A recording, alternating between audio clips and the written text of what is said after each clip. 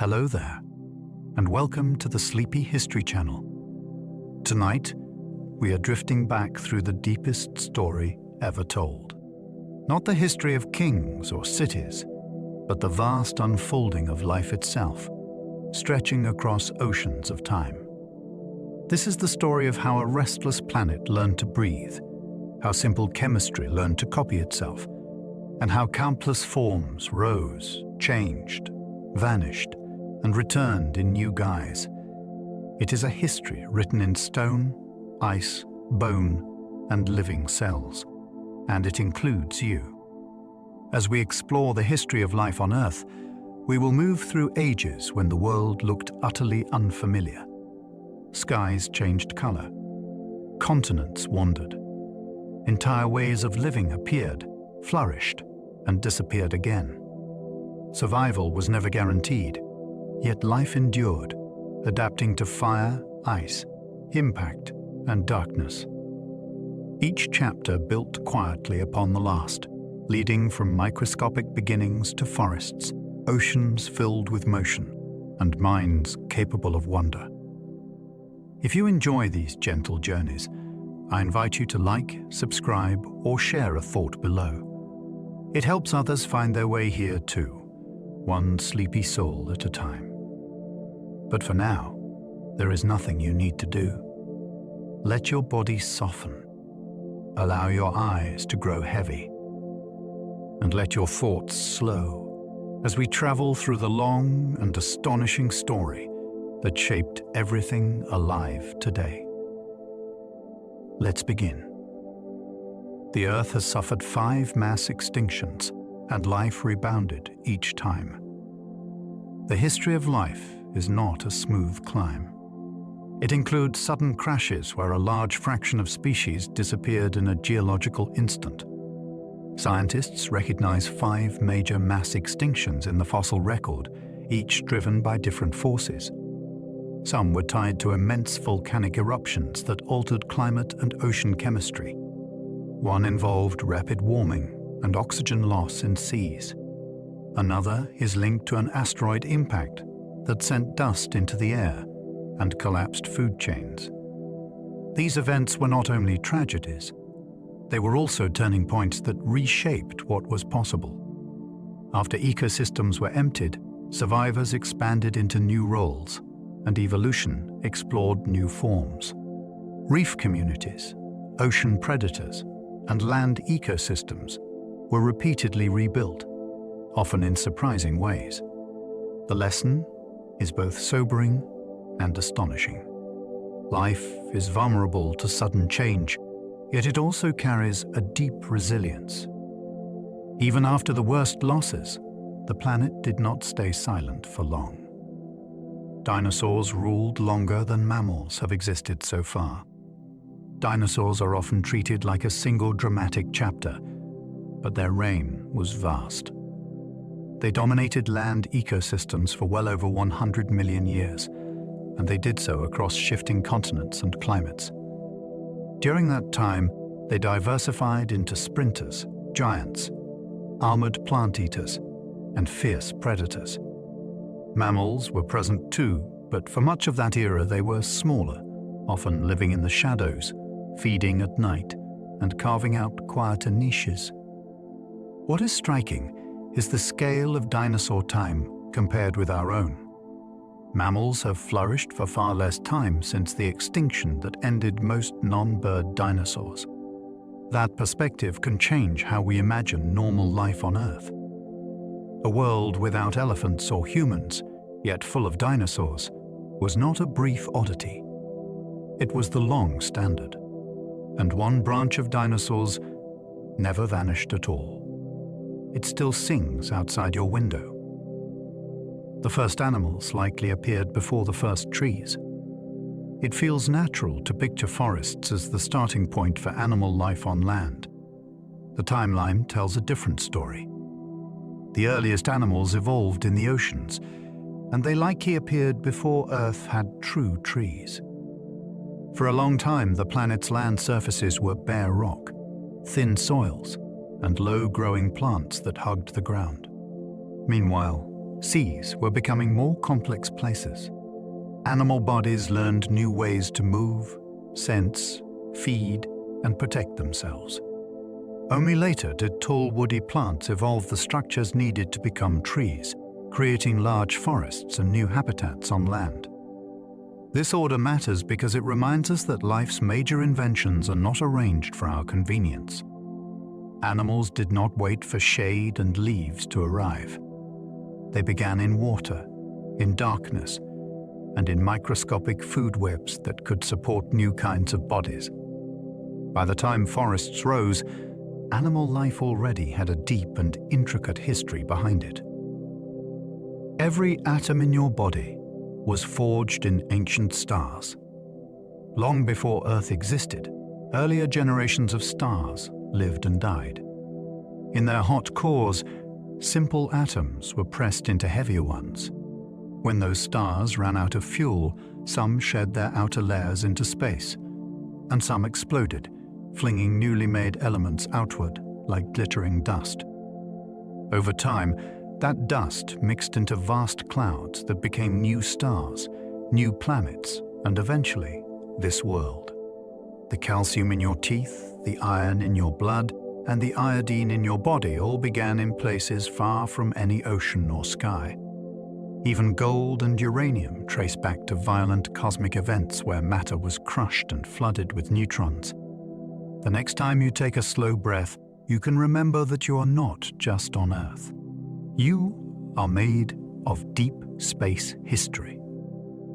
Life began on Earth surprisingly early, once oceans could exist.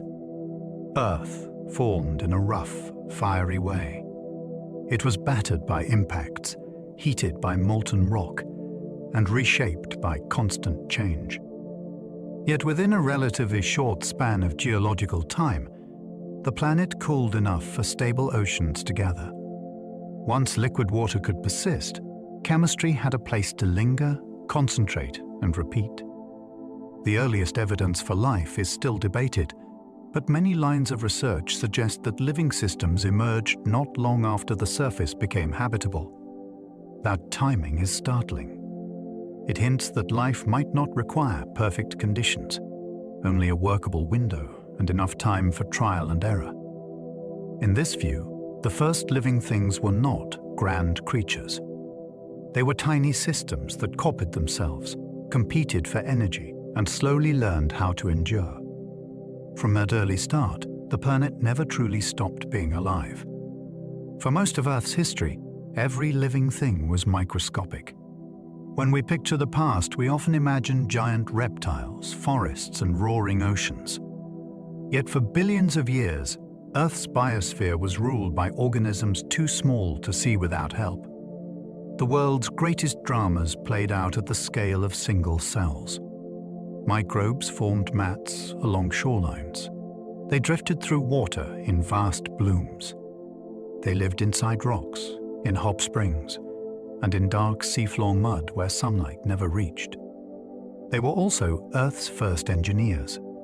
They built ecosystems, cycled nutrients, and shaped the chemistry of seas and skies.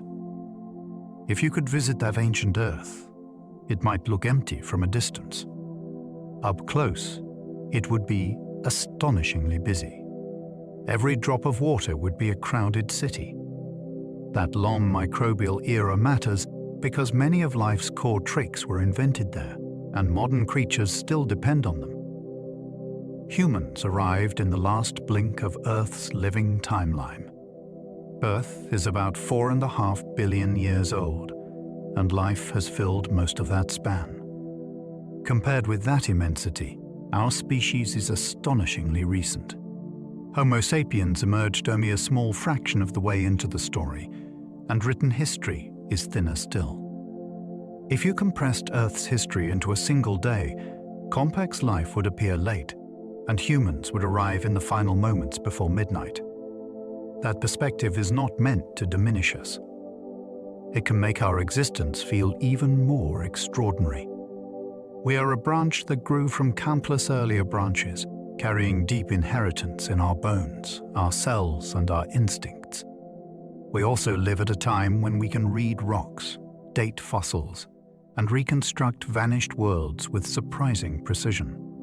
The youngest characters in the story are now able to study the entire book. That is a rare kind of power. It suggests responsibility, and it offers wonder. We are late, but we are awake. The moon's early pull likely shaped tides that stirred life's chemistry. On a young Earth, the moon loomed larger in the sky than it does now, and its gravity pulled harder on the oceans. Stronger tides could have meant broader tidal flats, where seawater repeatedly spread out, warmed, and then retreated. Those cycles matter because chemistry changes when water concentrates. Molecules collide more often. Salts rise. Thin films form on rock and clay. Each return of the tide brings a fresh mix, and each retreat leaves behind a crowded chemical workshop. In places like these, simple ingredients can be nudged into longer chains, and fragile structures can assemble and break apart until something stable appears. Even without any living cells yet, the rhythm of rise and fall could have provided a steady beat for experimentation. The moon did not create life, but it may have helped the planet keep trying. Oxygen in the air is a biological invention, not a geological default. It is easy to assume Earth always had blue skies and breathable air. In reality, oxygen was once scarce, and the early atmosphere was built from gases released by volcanoes and chemical reactions. The major turning point came when certain microbes learned a powerful method of photosynthesis that releases oxygen as waste. At first, that oxygen did not build up in the air. It reacted with minerals and dissolved compounds, especially iron in the oceans. Only after those sinks became saturated did oxygen begin to rise more freely.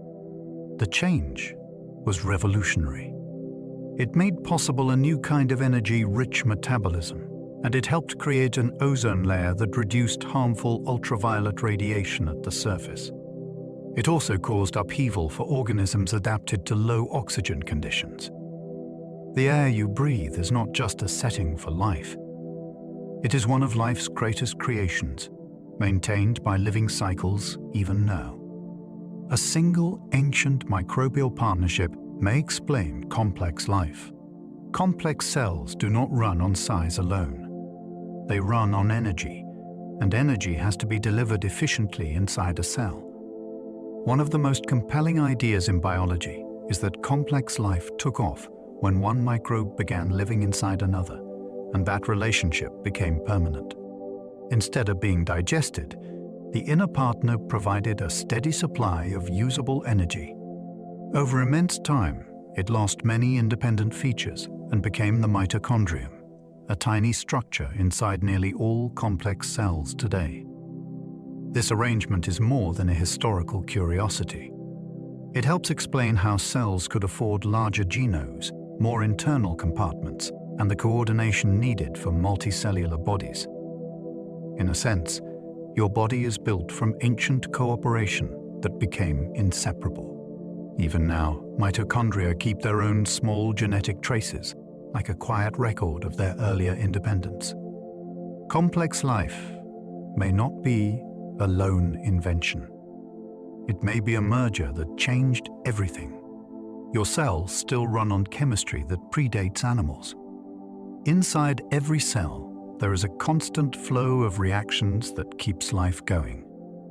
Many of these pathways are so ancient that they likely began long before animals existed.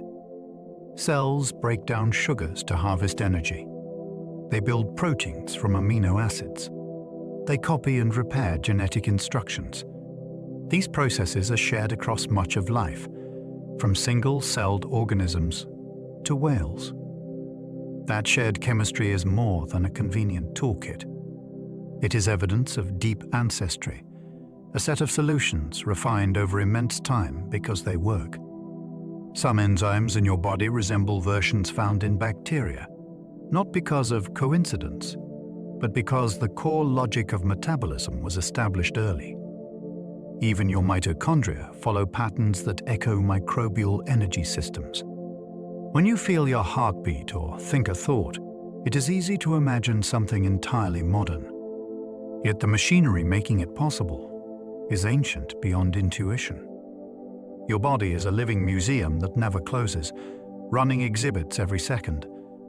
Early Earth skies held almost no oxygen and plenty of methane. Imagine a sky without the crisp bite of oxygen. Early Earth's atmosphere was shaped by volcanic gases and by chemical reactions that favored reducing conditions. Methane, carbon dioxide, nitrogen, water vapor, and other gases likely played starring roles. Methane is especially intriguing because it is a strong greenhouse gas. Even a small amount can trap heat, and that heat could have helped keep oceans liquid under a fainter young sun. A methane-rich sky might also have produced a hazy, orange veil, which could shield the surface from some ultraviolet while still letting enough energy through to drive car. Chemistry. Today, methane is closely tied to biology. Back then, it may have come from both geology and early microbes. Either way, the air above the first oceans was not a backdrop. It was an active part of the planet's experiment, controlling temperature, sunlight, and the ingredients available to whatever came next. Zircon crystals hint at liquid water astonishingly early in Earth's past. Zircons are tiny, stubborn time capsules. They can survive conditions that erase or remake most rocks, and they can preserve chemical clues about the world they formed in.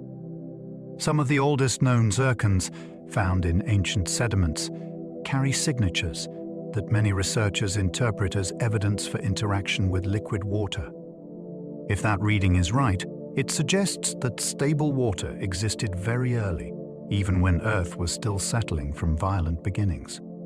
That possibility is thrilling because water is a stage where chemistry can become persistent rather than fleeting. It allows reactions to repeat, and it lets molecules move, meet, and reorganize.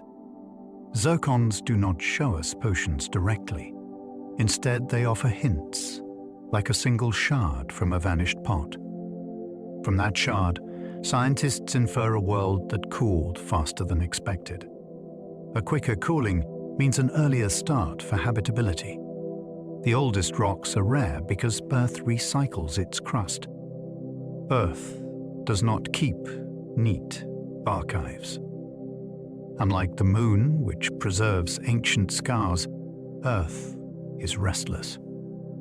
Its surface is rebuilt over and over by heat from within. Ocean crust forms at spreading ridges, travels, and then sinks back into the mantle at subduction zones. Continents are reshaped by collisions, erosion, and melting. Mountains rise and are worn down. Seas advance and retreat. Over immense time, these processes grind up old records and rewrite them. That is why truly ancient rocks are rare, and why early chapters of life's story are so hard to read. It is like trying to understand a book after most pages have been recycled into new paper. Yet the recycling also helps keep the planet habitable. It moves carbon, nutrients, and heat in ways that stabilize long-term conditions. The same machinery that hides the earliest evidence also helped create a world where life could persist for billions of years. Life may have started in deep sea vents, fueled by chemistry. Far below the surface, where sunlight never reaches, the seafloor can crack open and breathe hot fluids into cold seawater. Around these hydrothermal vents, steep chemical and temperature gradients form naturally. One side is rich in dissolved minerals and gases. The other is cooler and more oxidized. Where they meet, reactions release energy, and minerals can build porous chimneys with countless tiny chambers. Those chambers are fascinating because they can act like natural laboratories.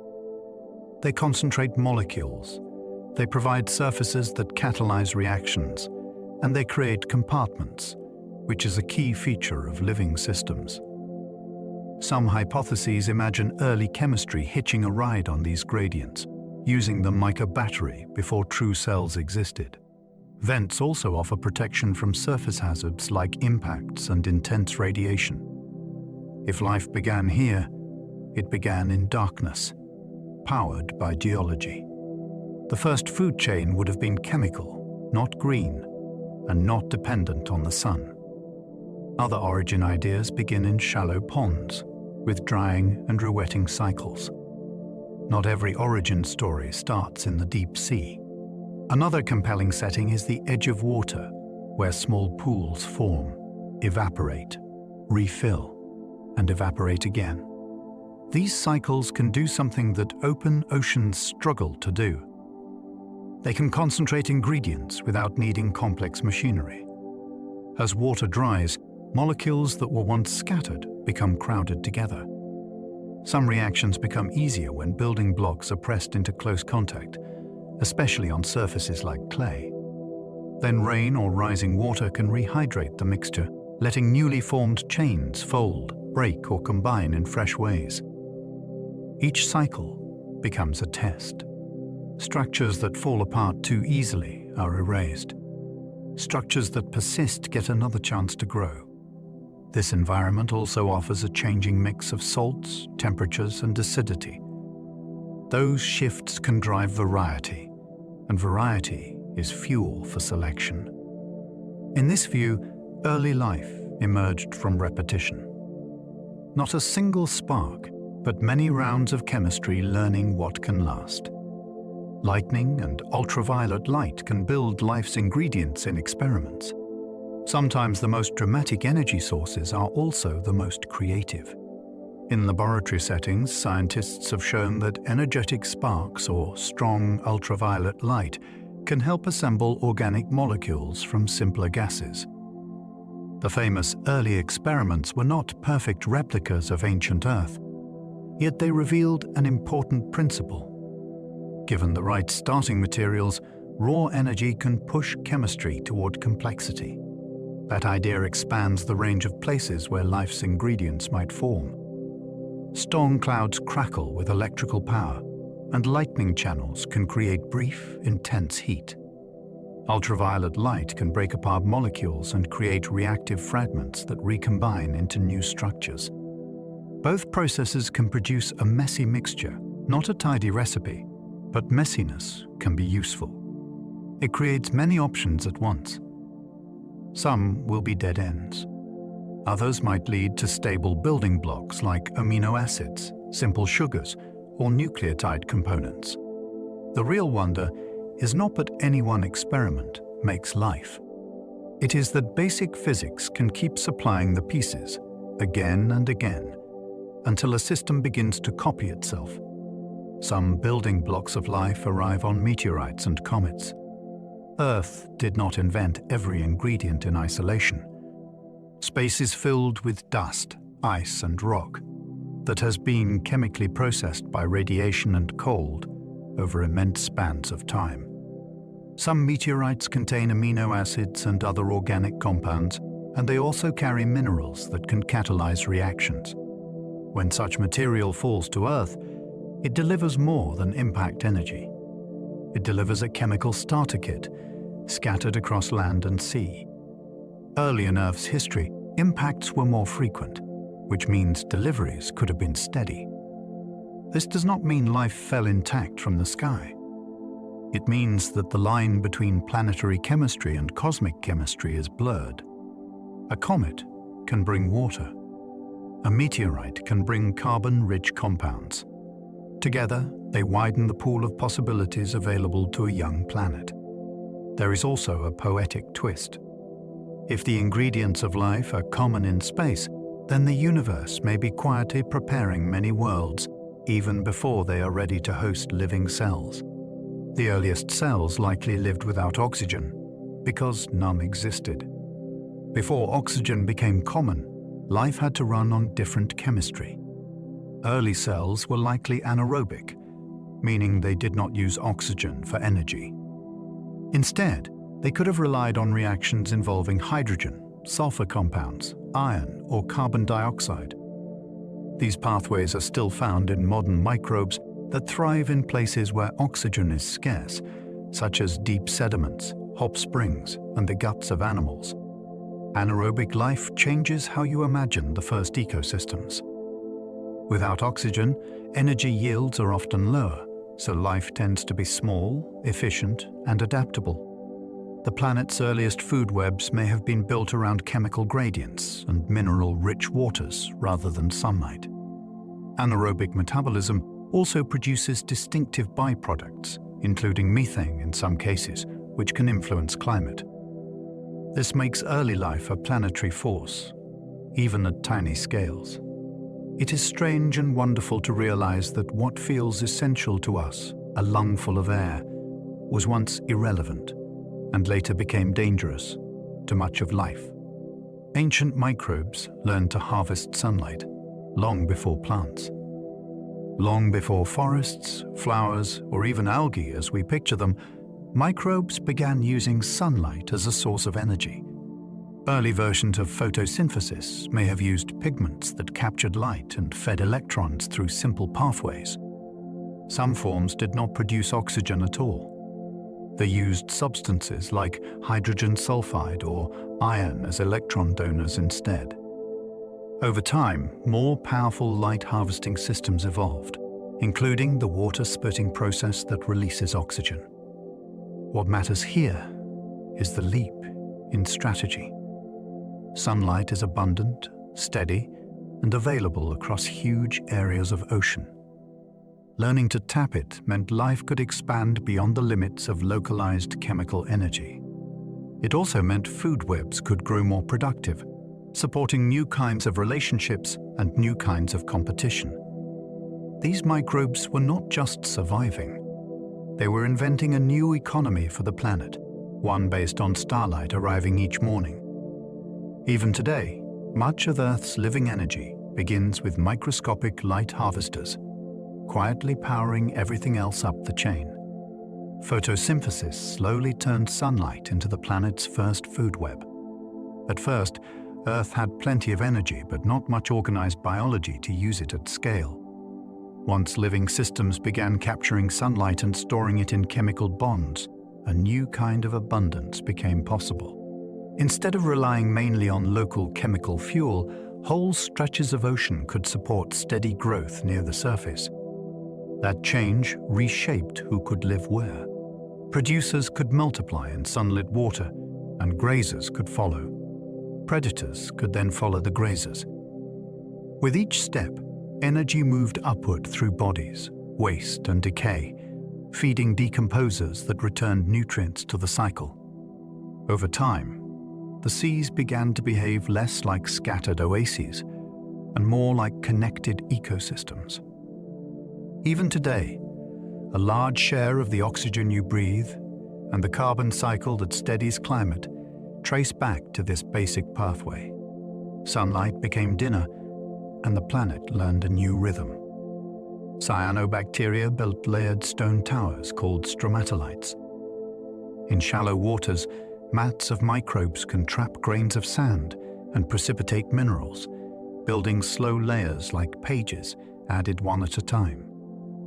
Over long spans, those layers harden into structures that look like rounded domes or low towers. Stromatolites are important because they are not just fossils of bodies.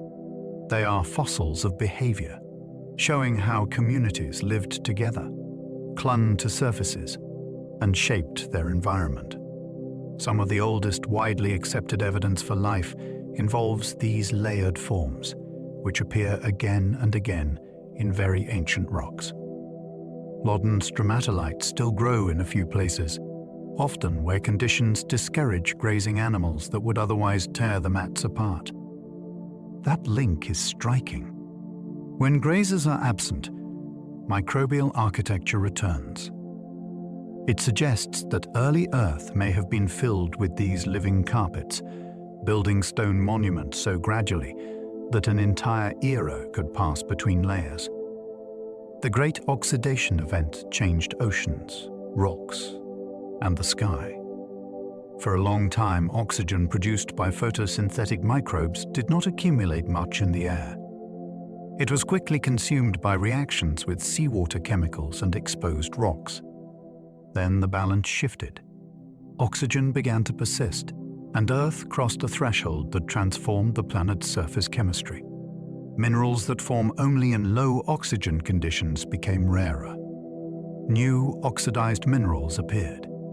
The oceans changed, and so did the atmosphere. This event was not a single afternoon of change. It unfolded over a long interval, with rises, stalls, and complex feedbacks. Yet the direction was clear. A world that had been largely oxygen-poor moved toward a world where oxygen became a permanent, influential ingredient. That shift opened the door for more energy-rich metabolisms and for new ecological strategies.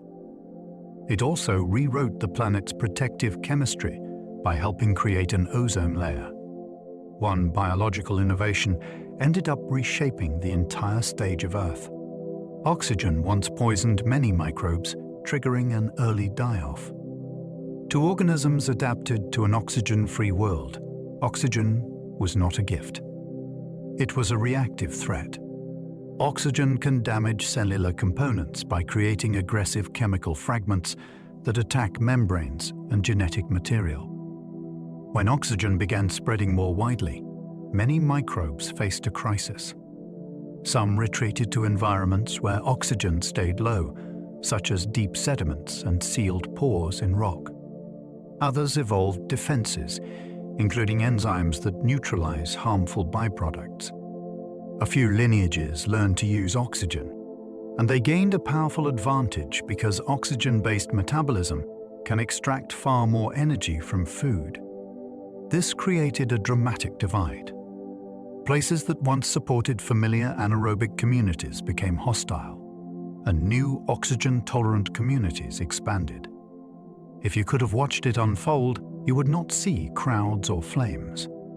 You would see invisible boundaries shifting through water and soil. Whole microbial worlds would shrink, while others would surge. It was an extinction event written in chemistry. Iron-rich seas turned rusty as oxygen spread through water. Early oceans carried a lot of dissolved iron, especially in deeper waters where oxygen was scarce. When oxygen began mixing into the seas, it met that iron and reacted quickly. The result was iron oxide, the same family of compounds that gives rust its color. Those reactions removed iron from seawater and produced enormous deposits that later became part of Earth's iron ore resources. In some regions, layers formed in repeating bands, suggesting changing conditions over time, perhaps tied to ocean circulation or the waxing and waning of Fareeb. Oxygen production. This matters because it shows oxygen did not simply rise into the air. It first fought a long battle in the water, and the ocean kept the score in stone. The chemistry also affected life. Dissolved iron is useful for many biological processes, so removing it could have changed what kinds of microbes thrived. A shift in one gas reshaped both geology and ecology, and the seafloor recorded the aftermath like a slow-developing photograph. Ozone formed from oxygen, shielding land from harsh ultraviolet. Once oxygen became common in the upper atmosphere, sunlight helped convert some of it into ozone. Ozone is a small molecule with a big consequence. It absorbs much of the sun's most damaging ultraviolet radiation. Without that shield, life at the surface faces higher rates of genetic damage, which makes long-term survival on land much harder. With ozone overhead, the rules changed. Shallow water became safer. Tidal zones became less punish you. Bare rock and thin soils became more realistic places for organisms to endure. This does not mean land life appeared overnight. It means the planet gained a new kind of protection, one that made future expansions possible. There is also a delicate balance here. Too little ozone, and ultraviolet is harsh. Too much ozone near the ground, and it becomes a pollutant. Earth's ozone layer sits in the right place, high above, acting like a quiet filter. It is one more reminder that life and atmosphere co-evolved, each reshaping the other. Eukaryotic cells carry tiny power plants called mitochondria. A eukaryotic cell is not just a larger version of a bacterium. It is organized like a bustling town.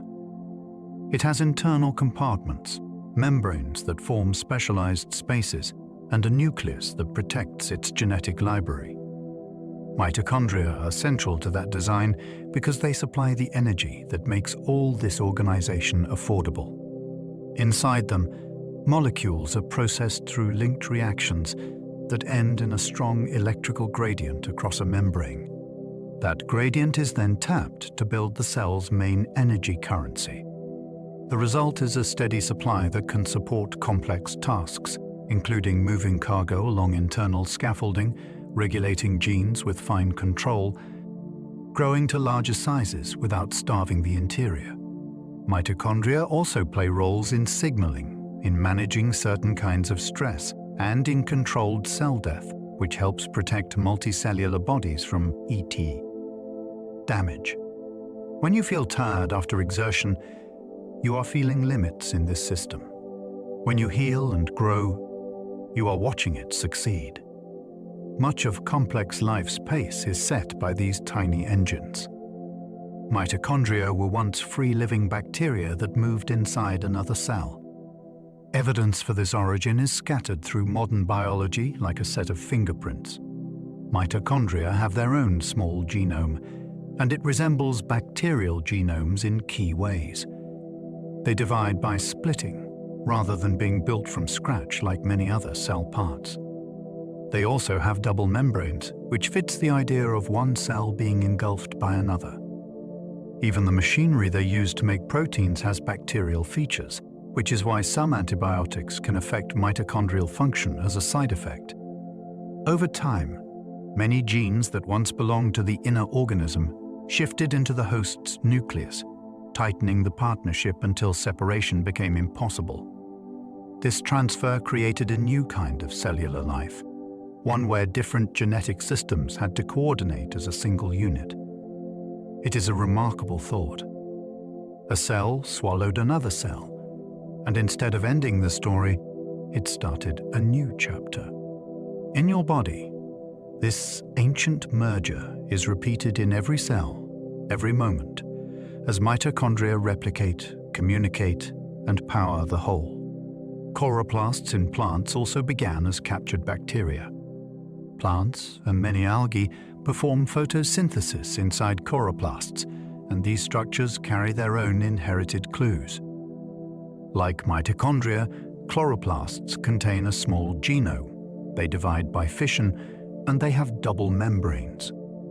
Their internal architecture is packed with folded membranes that hold pigments and reaction centers, built for transforming light into chemical energy. The likely ancestor was a photosynthetic bacterium that became an internal partner. That partnership had enormous consequences because it brought photosynthesis into complex cells, not just microbial mats in water. With chloroplasts, larger bodies could become primary producers, building leaves, stems, and entire forests that capture sunlight on vast scales. Chloroplasts also helped shape global cycles. They draw carbon dioxide from the air and store carbon in wood, soil, and food webs. The relationship remains visible in odd details.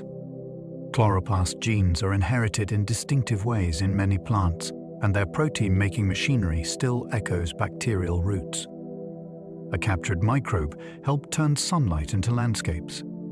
Sex likely evolved early, mixing genes and speeding adaptation. Sex is costly. It takes time. It requires finding partners, and it passes only part of your genes to each offspring. So why did it become so widespread? One powerful idea is that sex helps populations keep up with threats that evolve quickly, like parasites and pathogens. By reshuffling genes through recombination and producing varied offspring, sex makes it harder for enemies to specialize on a single genetic target. Another advantage is repair. During meiosis, cells can use matching chromosomes to correct certain kinds of DNA damage, which is especially useful in a world full of radiation and chemical stress. Sex also helps separate beneficial mutations from harmful ones, allowing adaptation to proceed without dragging too much baggage along. The deeper point is that evolution does not only depend on new mutations. It also depends on how existing variation is arranged and tested. Sex turns heredity into a moving deck of cards, and it changes the pace of history. It may have been one of life's earliest strategic upgrades, accelerating innovation across entire lineages. The first true continents created new coastlines, nutrients, and habitats. When enduring continents finally rose above the waves, Earth gained far more than dry land. New shorelines created broad, sunlit shallows where water, minerals, and light could meet in the same place. Rivers began carrying ground-up rock into the sea, and that runoff delivered phosphorus, iron, and other nutrients that can boost biological growth.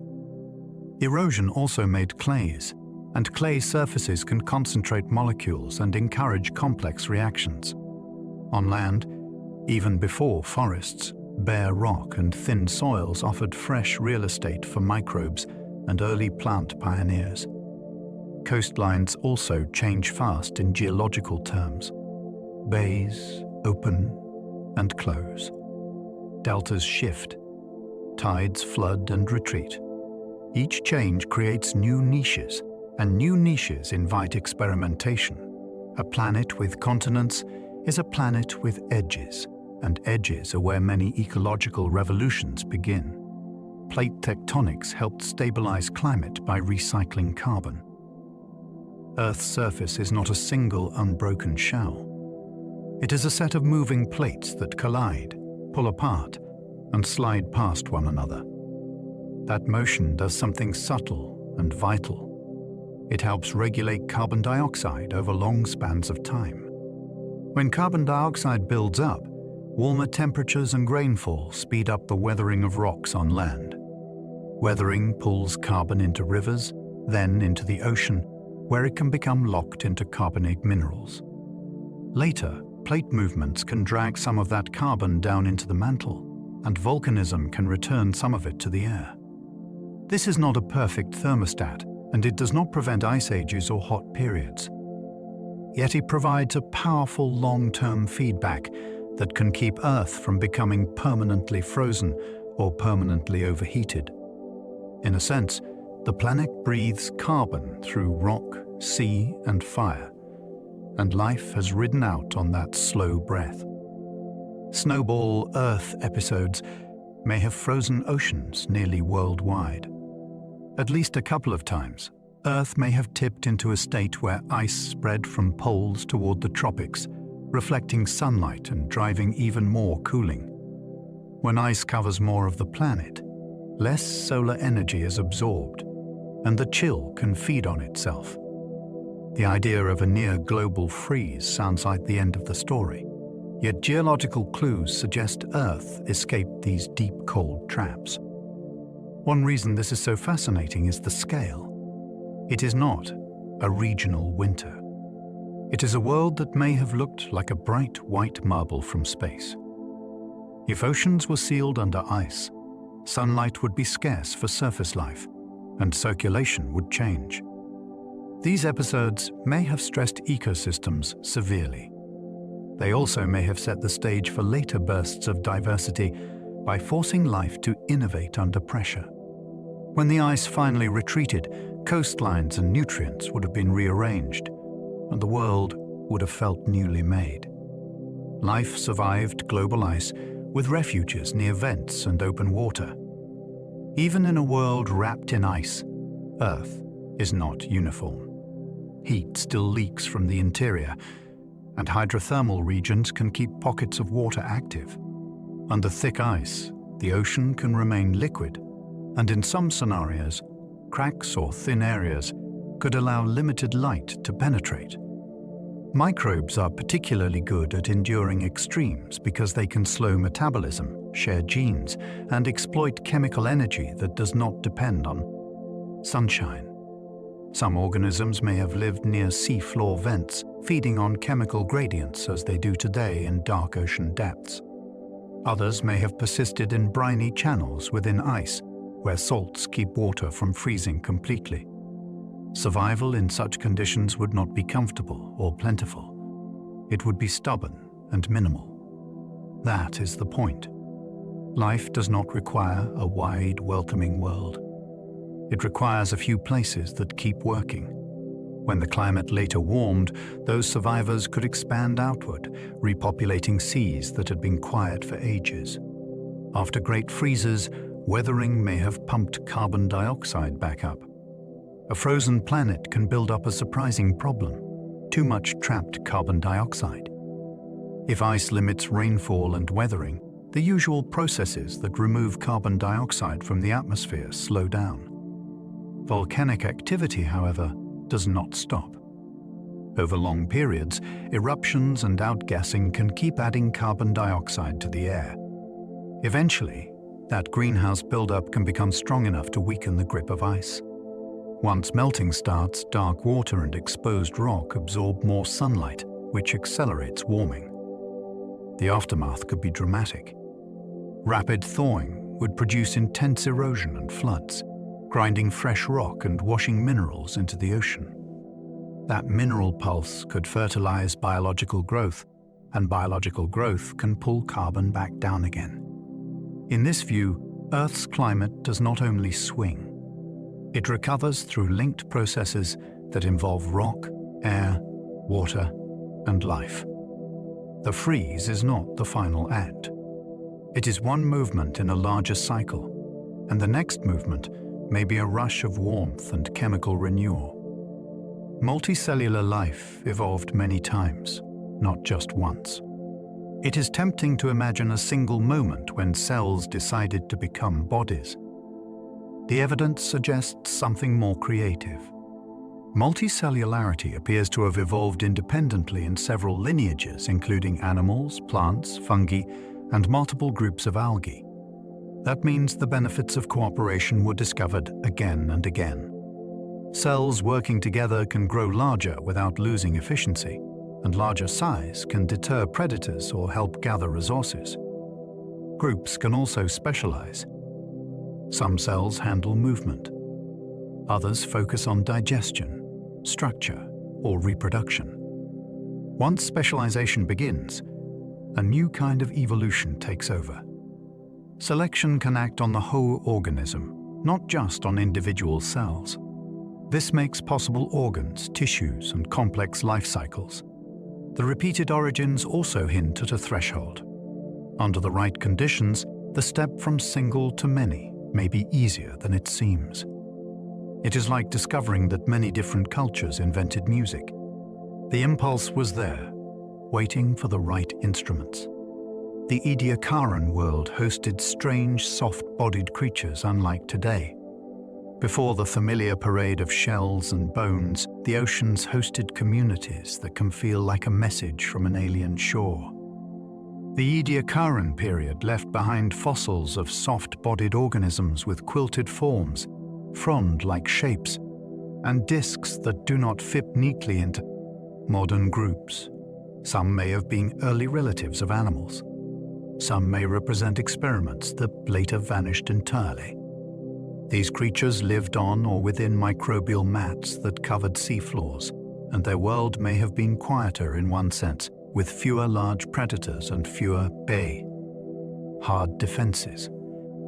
Yet it was not simple. It was a stage where bodies were exploring new ways to be large, organized, and anchored the place. When you look at these fossils, you are seeing a time when life was trying out designs that did not become standard. That is what makes it so gripping. Evolution is not a straight path toward what exists now. It is a branching tree with many lost branches, and the Ediacaran is full of them. Many early animals left no bones, only faint impressions. Hard parts preserve well, which can trick us into thinking they were always common. Soft tissue usually decays quickly, and scavengers erase evidence fast. That means the early animal record can be like trying to understand a festival by finding only footprints after rain. In rare settings, though, soft bodies can leave traces. Fine sediments can capture outlines before decay. Microbial films can seal surfaces and slow destruction. Sometimes mineral-rich water can rapidly coat tissues, creating a stone mold of a vanished form. These processes produce fossils that look like delicate shadows, which is why they are so easy to misread or miss entirely. A wrinkle can be meaningful. A smear can be a whole organism. This scarcity changes the story we tell. Animals likely diversified earlier than the most obvious fossils suggest, but the evidence is uneven. The silence in the rocks does not always mean absence. Often it means that preservation lost the argument. When a soft-bodied fossil is found, it is a rare page from a book that usually burns as it is written. Burrowing animals may have transformed seafloors into mixed, oxygenated mud. Imagine the seafloor before widespread burrowing. Layers of sediment could sit relatively undisturbed, with oxygen reaching only the thin surface. Then new kinds of animals began to dig, tunnel, and churn the mud in search of food and shelter. This behavior, called bioturbation, is like plowing a field. It mixes organic matter downward and brings buried material back up. It also opens pathways for water and oxygen to penetrate deeper into sediments. That chemical change matters because many microbes depend on whether oxygen is present. Mixing can shift which microbes thrive, how nutrients are recycled, and how quickly buried carbon is broken down. Burrows also create microhabitats, and those habitats can support new kinds of relationships between animals and microbes. In a sense, digging animals remodeled the ocean floor as a living infrastructure project. They did not build with stone. They built with motion. Once the mud became a stirred environment, seafloor ecosystems could grow more complex, and the stage was set for new evolutionary arms races. The Cambrian explosion filled oceans with new body plans and behaviors. In a relatively short stretch of geological time, the oceans began to teem with animals showing a remarkable variety of forms. Many major groups appear in the Cambrian record with recognizable features, including segmented bodies, jointed limbs, complex mouths, and specialized senses. It was not only about anatomy. It was also about behavior. Creatures began to burrow more actively, to chase, to ambush, and to defend. Food webs became more layered, and ecosystems became more dynamic. Several factors may have helped, including rising oxygen, new ecological interactions, and genetic toolkits that allowed more elaborate development. What makes this interval feel so dramatic is the sudden clarity it brings. The fossil record becomes crowded with experiments, and many of those experiments connect to lineages that survive today. If earlier eras feel like whispers, the Cambrian feels like an orchestra tuning up and then launching into full sound. The oceans became places where innovation was rewarded quickly, and the pace of evolutionary change seemed to leap forward. Eyes evolved early, turning oceans into places where hiding mattered. Once vision entered the ocean, survival stopped being only about chemistry and luck. Shapes gained meaning at a distance. Motion became a warning. A shadow could be lunch, or it could be the last thing you ever saw. Early eyes were not camera-like wonders. They began as light sensing spots that could tell day from night, or up from down. Even that was enough to change behavior. Creatures that sensed light could time feeding, avoid exposure, and find safer water. As eyes improved, they rewarded speed, camouflage and cleverness. Transparent bodies, sudden darts, protective spines, and defensive postures all make more sense in a world where being seen is dangerous. Vision also created a new kind of arms race. Better eyes favored better hiding. Better hiding favored sharper eyes. The ocean became a stage for strategy, not just survival. The first hard shells may have been armor against hungry mouths. Soft bodies are easy targets. They tear, bruise, and vanish quickly. When some early animals began building hard parts, they changed the rules of the sea floor. A shell is not only protection, it is also a new kind of identity, a portable fortress that lets a slow creature survive in a world of probing jaws and scraping tongues. Hard parts can be made from minerals dissolved in seawater, and once the trick exists, evolution can shape it into many designs. Plates can overlap like shields. Spines can warn a predator that a meal will hurt. Thickened edges can resist cracking. Hard skeletons also opened new possibilities for movement and feeding, because muscles can pull against a firm frame. The sea began filling with creatures that were harder to crush, harder to swallow, and harder to erase. This shift likely did not happen for comfort. It happened because danger became constant. Ancient predators like Anomalocaris ruled seas long before dinosaurs. Long before any reptile set foot on land, the oceans already had hunters built for pursuit.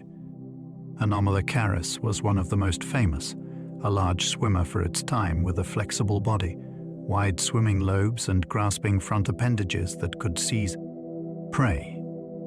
Its mouth was a circular set of hard parts that looks like a nightmare flower, made for gripping and tearing. What makes this so captivating is the early arrival of complex predation. To hunt effectively, you need more than strength. You need sensing, timing, and a body that can accelerate through water. Prey species responded with armor, spines, and evasive movement. Fossils suggest this was not a quiet seafloor with simple grazing. It was a world of chase and counter-chase, where fear shaped anatomy. The age of monsters did not start with dinosaurs. It started in the Cambrian Sea. Early chordates hinted at the backbone plan that later shaped you. Among the strange Cambrian animals were small, soft-bodied swimmers that carried an important blueprint. Early chordates had a flexible supporting rod, a notochord, that ran along the body and helped muscles push against water. They also showed a dorsal nerve cord and repeated muscle blocks, features that would later become central to vertebrate design. These creatures were not impressive in size. Their importance is architectural. A body organized around an internal support allows controlled movement and finer steering. It can grow larger without becoming a limp sack. It can coordinate sensing and motion through a centralized nervous system. Over time, this plan would be elaborated into backbones, skulls, jaws, and complex brains. But the seed is visible in these early forms. When you look at your own spine, you are seeing a distant echo of those ancient swimmers. They were early drafts of a design that would one day write poetry, build telescopes, and wonder about its origins. Fish invented jaws, transforming feeding from filtering to biting. The earliest fish lacked jaws and often fed by filtering small particles or scraping soft surfaces. Then a dramatic innovation appeared. Bones that once supported gills were reshaped into hinged structures that could clamp, slice, and grip. With jaws, food stopped being limited to tiny fragments drifting by. Animals could seize larger prey, tear flesh, crush shells, and bite pieces from plants. This did more than expand diets. It reshaped ecosystems. New hunters emerged, and prey species had to respond with speed, armor, and new ways of hiding. Jaws also allowed precision. A bite can be aimed. It can be timed. It can be adjusted. That control favors bigger brains and better senses because hunting rewards planning. Even today, much of animal life is organized around who bites whom and how. When Jaws evolved, the ocean gained a new kind of power tool, and life learned how to take hold of the world more forcefully. Sharks are older than trees by the fossil record. It feels backwards, but the timeline supports it. Sharks, or close relatives with the same basic body plan, were already swimming in ancient seas before true forests covered land. Part of the reason we know this is that shark skeletons are mostly cartilage, which rarely fossilizes. Yet their teeth fossilize extremely well, and teeth are plentiful because sharks replace them throughout life. These fossils reveal a long history of streamlined hunters refining a design that works. A shark is not built for novelty. It is built for efficiency, with sensory systems tuned to water movement, chemical trails, and electrical signals from living muscles. The result is a predator that can thrive across many environments, from coastal shallows to the deep. The age of sharks also reminds you that oceans have hosted sophisticated, high-speed life for a very long time. While land was still learning how to build tall wood, the sea already had fast, alert hunters patrolling like living torpedoes. The first land plants were small, simple, and hugged the ground. The earliest plants on land did not look like today's forests. They were modest, low-growing pioneers that lived close to moisture. Many lacked deep roots and sturdy wood, so they spread across damp surfaces like living green skin. Their challenge was not only sunlight, it was staying hydrated while exposed to drying air and shifting temperatures. To manage that, they evolved protective coatings and pores that could open and close, balancing gas exchange with water loss. Even small plants had huge consequences. They began capturing carbon on land, producing organic matter where there had been little. They also slowed erosion by holding soils in place, and they created new microhabitats for tiny animals and microbes. This early stage of land life can feel humble, yet it was a turning point. Once plants established even a thin foothold, they started transforming rock into living landscapes, one patch at a time. Plants began making soils, changing how rocks broke down. Before plants spread widely, much of the land surface was raw mineral and fractured stone. When plants arrived, they brought chemistry that could pry rock apart. Roots and root-like structures worked into cracks. They released acids and organic compounds that dissolved minerals and freed nutrients. Dead plant material added carbon to the ground, feeding microbes and building richer layers. Over time, this created true soils, which hold water, store nutrients, and support more complex communities. Soil is easy to overlook because it seems passive, yet it is one of Earth's great inventions, built through interactions between life and rock. The shift also influenced rivers and oceans. As soils formed, they changed what elements were washed into waterways, and that altered coastal ecosystems. Even the atmosphere was affected, because weathering and biological growth can draw carbon dioxide out of the air. When plants began making soils, they did not just colonize land. They rewired the planet's surface from the ground up. Fungi partnered with plants to help them mine minerals from land. Many plants cannot thrive alone in poor ground. Fungi offered a solution through mycorrhizal partnerships, where fungal threads weave through soil and connect to plant roots. The fungus is excellent at exploring tiny pores and reaching minerals that roots cannot easily access. It can also help gather water. In return, the plant shares sugars made through photosynthesis. This trade can transform a harsh landscape into a place where larger plants can survive and spread. The partnership is ancient and widespread, and it likely helped early plants establish themselves on land when soils were thin and nutrients were difficult to access. Fungal networks can also link multiple plants, moving resources and chemical signals through the underground web. That changes how you imagine a forest. It is not only trees competing above ground. It is a connected community below ground with alliances and exchanges. The rise of plants on land may have depended as much on these hidden partners as on leaves and sunlight. Insects later followed plants onto land and co-evolved with them. As plants spread, they created food, shelter, and new surfaces to explore, and insects took advantage with extraordinary creativity. Some learned to chew leaves, others tapped sap.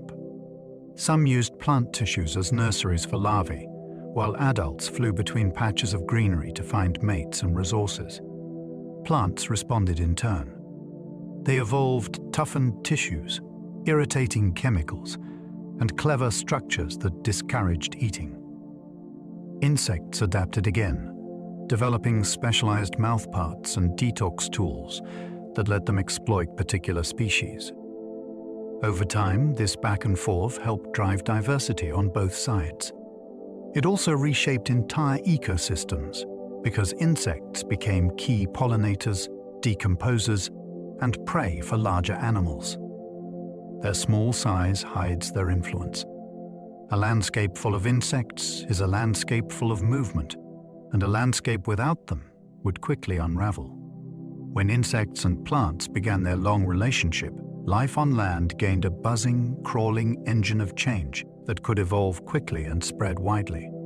The first forests altered weather and pulled carbon from the air. When the first true forests spread, earth gained more than tall trunks and shade. Vast leaf canopies changed how water moved between land and sky. Trees pulled water up from the ground and released it as vapor, which can seed clouds and shift rainfall patterns over wide regions. Roots also broke rock and stabilized soils, slowing erosion in some places while building rich floodplains in others. Most dramatically, forests drew carbon dioxide from the air and locked much of that carbon into wood, roots, and soils. Some of it was buried and stored for ages, which nudged climate toward cooler conditions. Forests also created layered habitats, from leaf litter to canopy, where new insects, fungi, and animals could diversify. A planet with forests is a planet with vertical space, new weather rhythms, and a stronger grip on carbon. The air itself began to feel different because trees were rewriting it. Giant fern-like swamps helped create many coal deposits. Long ago, some lowlands became warm, waterlogged worlds filled with towering club mosses, horsetails, and fern-like plants. In these swampy settings, dead plant matter could pile up faster than it decayed. Waterlogged ground often lacks oxygen, and without much oxygen, decomposition slows. Layer by layer, thick mats of peat accumulated, pressing down under their own weight. Over time, burial, heat, and pressure transformed that peat into coal. What makes this story so striking is that coal is not just rock. It is ancient sunlight, stored in plant tissues that never fully broke apart. Those swamps also shaped the planet's chemistry by burying carbon that might otherwise have returned to the air as carbon dioxide. When people later burn coal, they are releasing energy captured by those long-vanished ecosystems. A modern flame can be connected to a prehistoric swamp through a chain of burial and deep time. Oxygen once rose so high that insects could grow enormous. There was a time when Earth's atmosphere likely held more oxygen than it does today. That matters for insects because they breathe in a different way than mammals do. Many insects rely on tubes that deliver oxygen directly into their bodies, and diffusion works best when oxygen is plentiful. In high oxygen conditions, larger bodies become more feasible, and the fossil record includes insects that seem almost unreal by modern standards. Dragonfly relatives had wingspans that could rival a small bird. Millipede relatives stretched to lengths that would make you stop in your tracks. These creatures were not fantasy. They were products of physics and air chemistry. High oxygen did not guarantee safety, and it did not remove predators, but it expanded what body sizes were possible for certain designs. Later shifts in oxygen levels and ecology likely tightened those limits again. For a while, though, the air itself allowed insects to test the upper boundaries of bigness. The earliest tetrapods walked out of water with sturdy limb bones. The move from water to land was not a single heroic leap. It was a gradual expansion into the margins, where shallow water, mudflats, and tangled vegetation offered both opportunity and danger. Early tetrapods had limb bones strong enough to prop their bodies up, at least for short stretches, and they used them in ways that mixed swimming with pushing and dragging power. Land offered new food sources, including insects and plants along shorelines, and it may have offered refuge from some aquatic predators. Yet it also brought harsh challenges. Air dries skin. Gravity is relentless. Breathing changes when gills are no longer enough. These early explorers were still tied to water for much of their lives, but their skeletons show the beginnings of a new relationship with the ground. When they pushed through reeds or hauled over wet banks, they were opening a path that would eventually lead to amphibians, reptiles, birds, and mammals. Transitional fossils show fins gradually turning into weight-bearing limbs. One of the most satisfying things about the fossil record is that it can show change in motion, not only change in outcome. Certain ancient fish display a mix of features that bridge fins and limbs. Their fin skeletons include sturdy bones arranged in patterns that resemble early wrists and elbows, and their bodies hint at life in shallow, complex waterways. These forms suggest animals that could prop themselves up, pivot, and push along bottoms where simple swimming would be awkward. Some had flatter heads and upward-facing eyes, which fits a life spent near the surface, watching the world above the waterline. Step by step, structures that once spread like fans became structures that could bear weight and transmit force. This transformation also required changes in the shoulder and hip regions, so limbs could anchor effectively to the body. Seeing these fossils is like watching evolution try out new mechanics. They are not half-finished mistakes. They are functional solutions for life at the edge of two worlds. Eggs with shells let animals reproduce far from water. For early land animals, reproduction was a problem that water used to solve. Aquatic eggs can be soft and exposed because water keeps them from drying out. On land, that approach fails quickly. The evolution of the amniotic egg changed everything. A protective shell reduced water loss, and internal membranes created a private life support system with a fluid-filled space, stored nutrients, and a place for waste.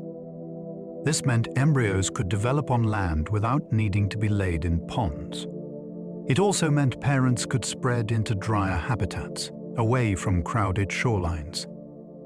The amniotic egg was not only a container. It was a portable environment, a small world built for growth. From this innovation, reptiles diversified, and later birds and mammals inherited modified versions of the same basic idea. When you think of an egg, it can seem simple. In evolutionary terms, it is an astonishing technology. It is a cradle that made continents livable for entire lineages. Reptiles diversified, filling deserts, forests, and coastlines. Once reptiles were freed from always returning to water to reproduce, they began exploring landscapes with bold variety. Scaly skin reduced water loss, and their eggs made distant nesting possible, so arid regions became less forbidding. Reptiles spread through forests, across floodplains, and along coasts, evolving into many shapes and strategies. Some became fast runners that chased prey under hot sun. Some grew heavy armor or protective spikes. Others returned to water while keeping their air-breathing bodies, testing shorelines and shallow seas. Their jaws, teeth, and feeding styles diversified too, which helped build richer food webs on land. This radiation did not produce one dominant form. It produced a toolkit of survival designs that could be mixed and matched as climates shifted. Reptiles became major players in ecosystems long before dinosaurs were household names. They were the early masters of the dry world, and they paved the way for later spectacular lineages. The Permian ended with Earth's worst-known mass extinction.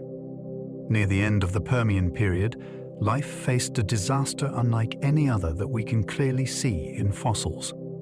A huge share of marine species vanished, and many land lineages suffered severe losses. Reef ecosystems collapsed. Forest communities changed dramatically. The event was not only a count of deaths. It was a breakdown of stable relationships, from plankton to predators. One reason it feels so chilling is its reach. It struck oceans and continents, and recovery was slow. In the wake of the extinction, ecosystems were simplified, and the world's living complexity was reduced. The causes are still studied in detail, but the pattern points to a planet pushed past multiple limits at once, including temperature stress and ocean destruction. It is a reminder that Earth can flip into a new state when pressures compound. Yet it is also a reminder of life's stubbornness. Even after this worst blow, new lineages eventually rose from the wreckage, and the story continued. Volcanic eruptions in Siberia likely drove that catastrophe.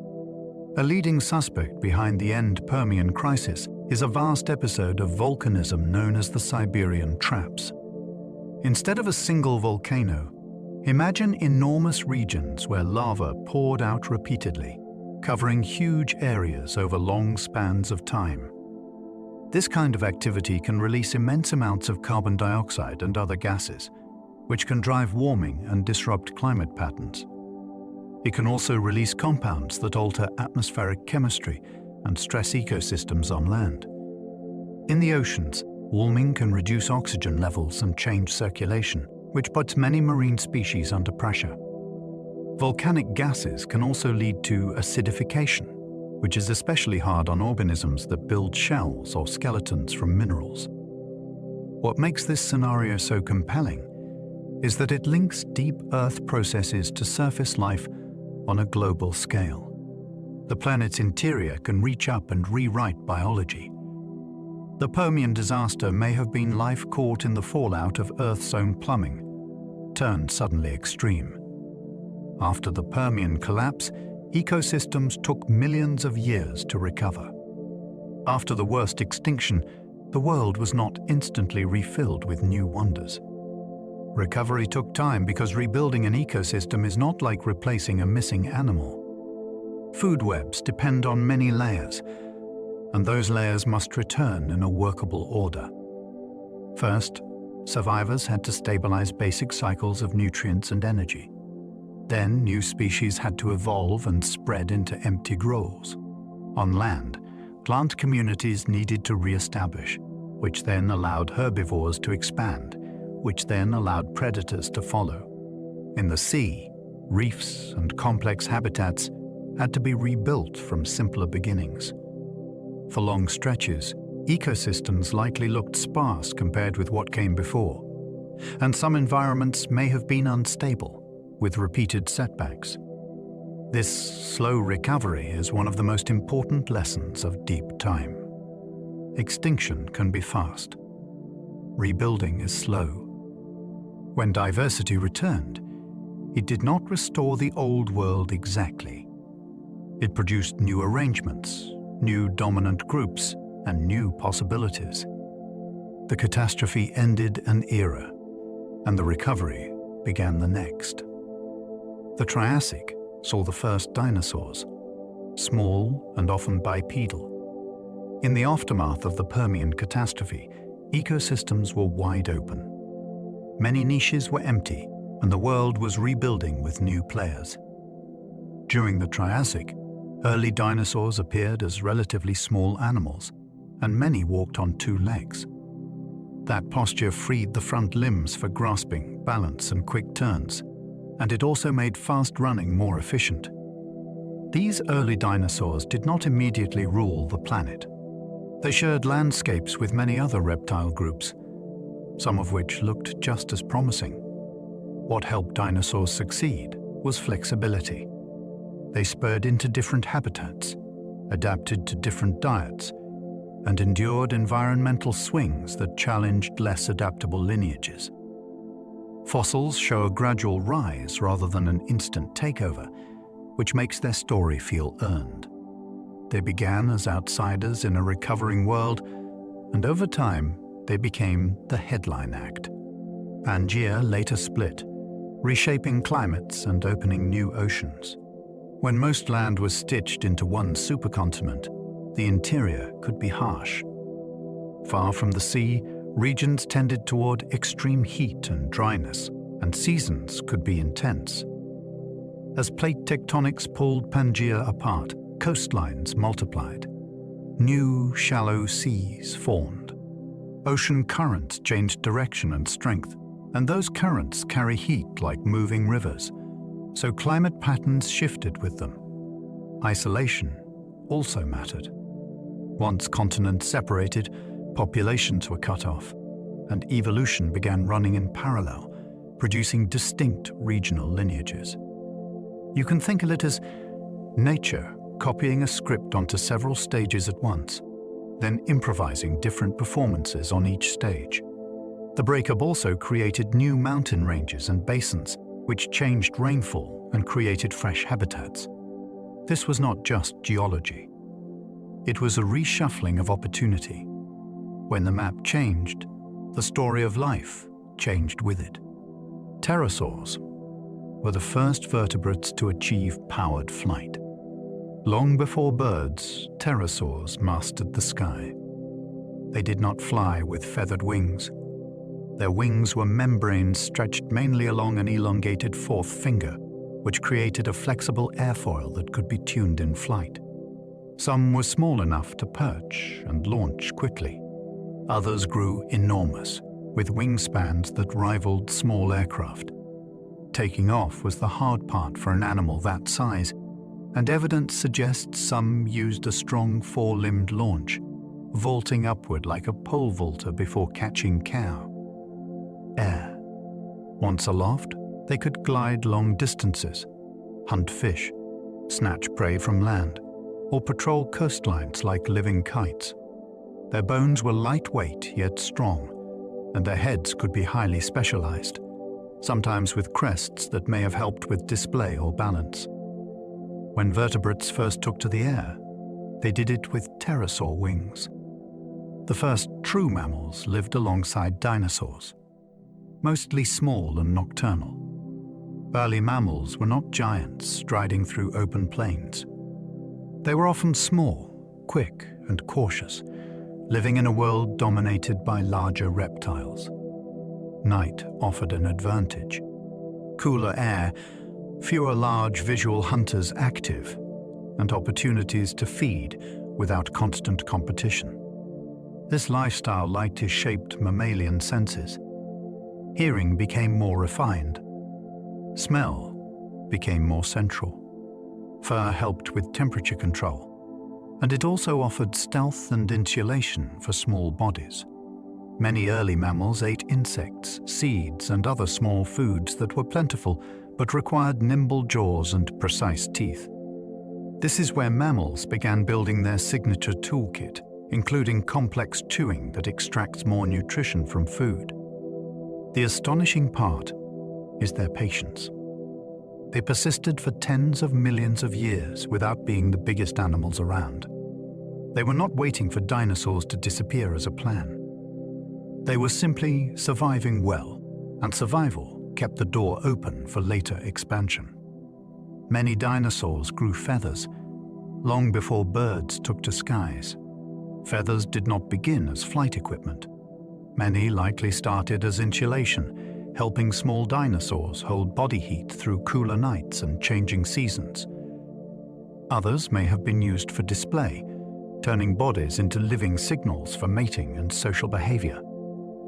Some feather types could also aid balance and maneuvering, especially in animals that leapt, climbed, or made fast turns.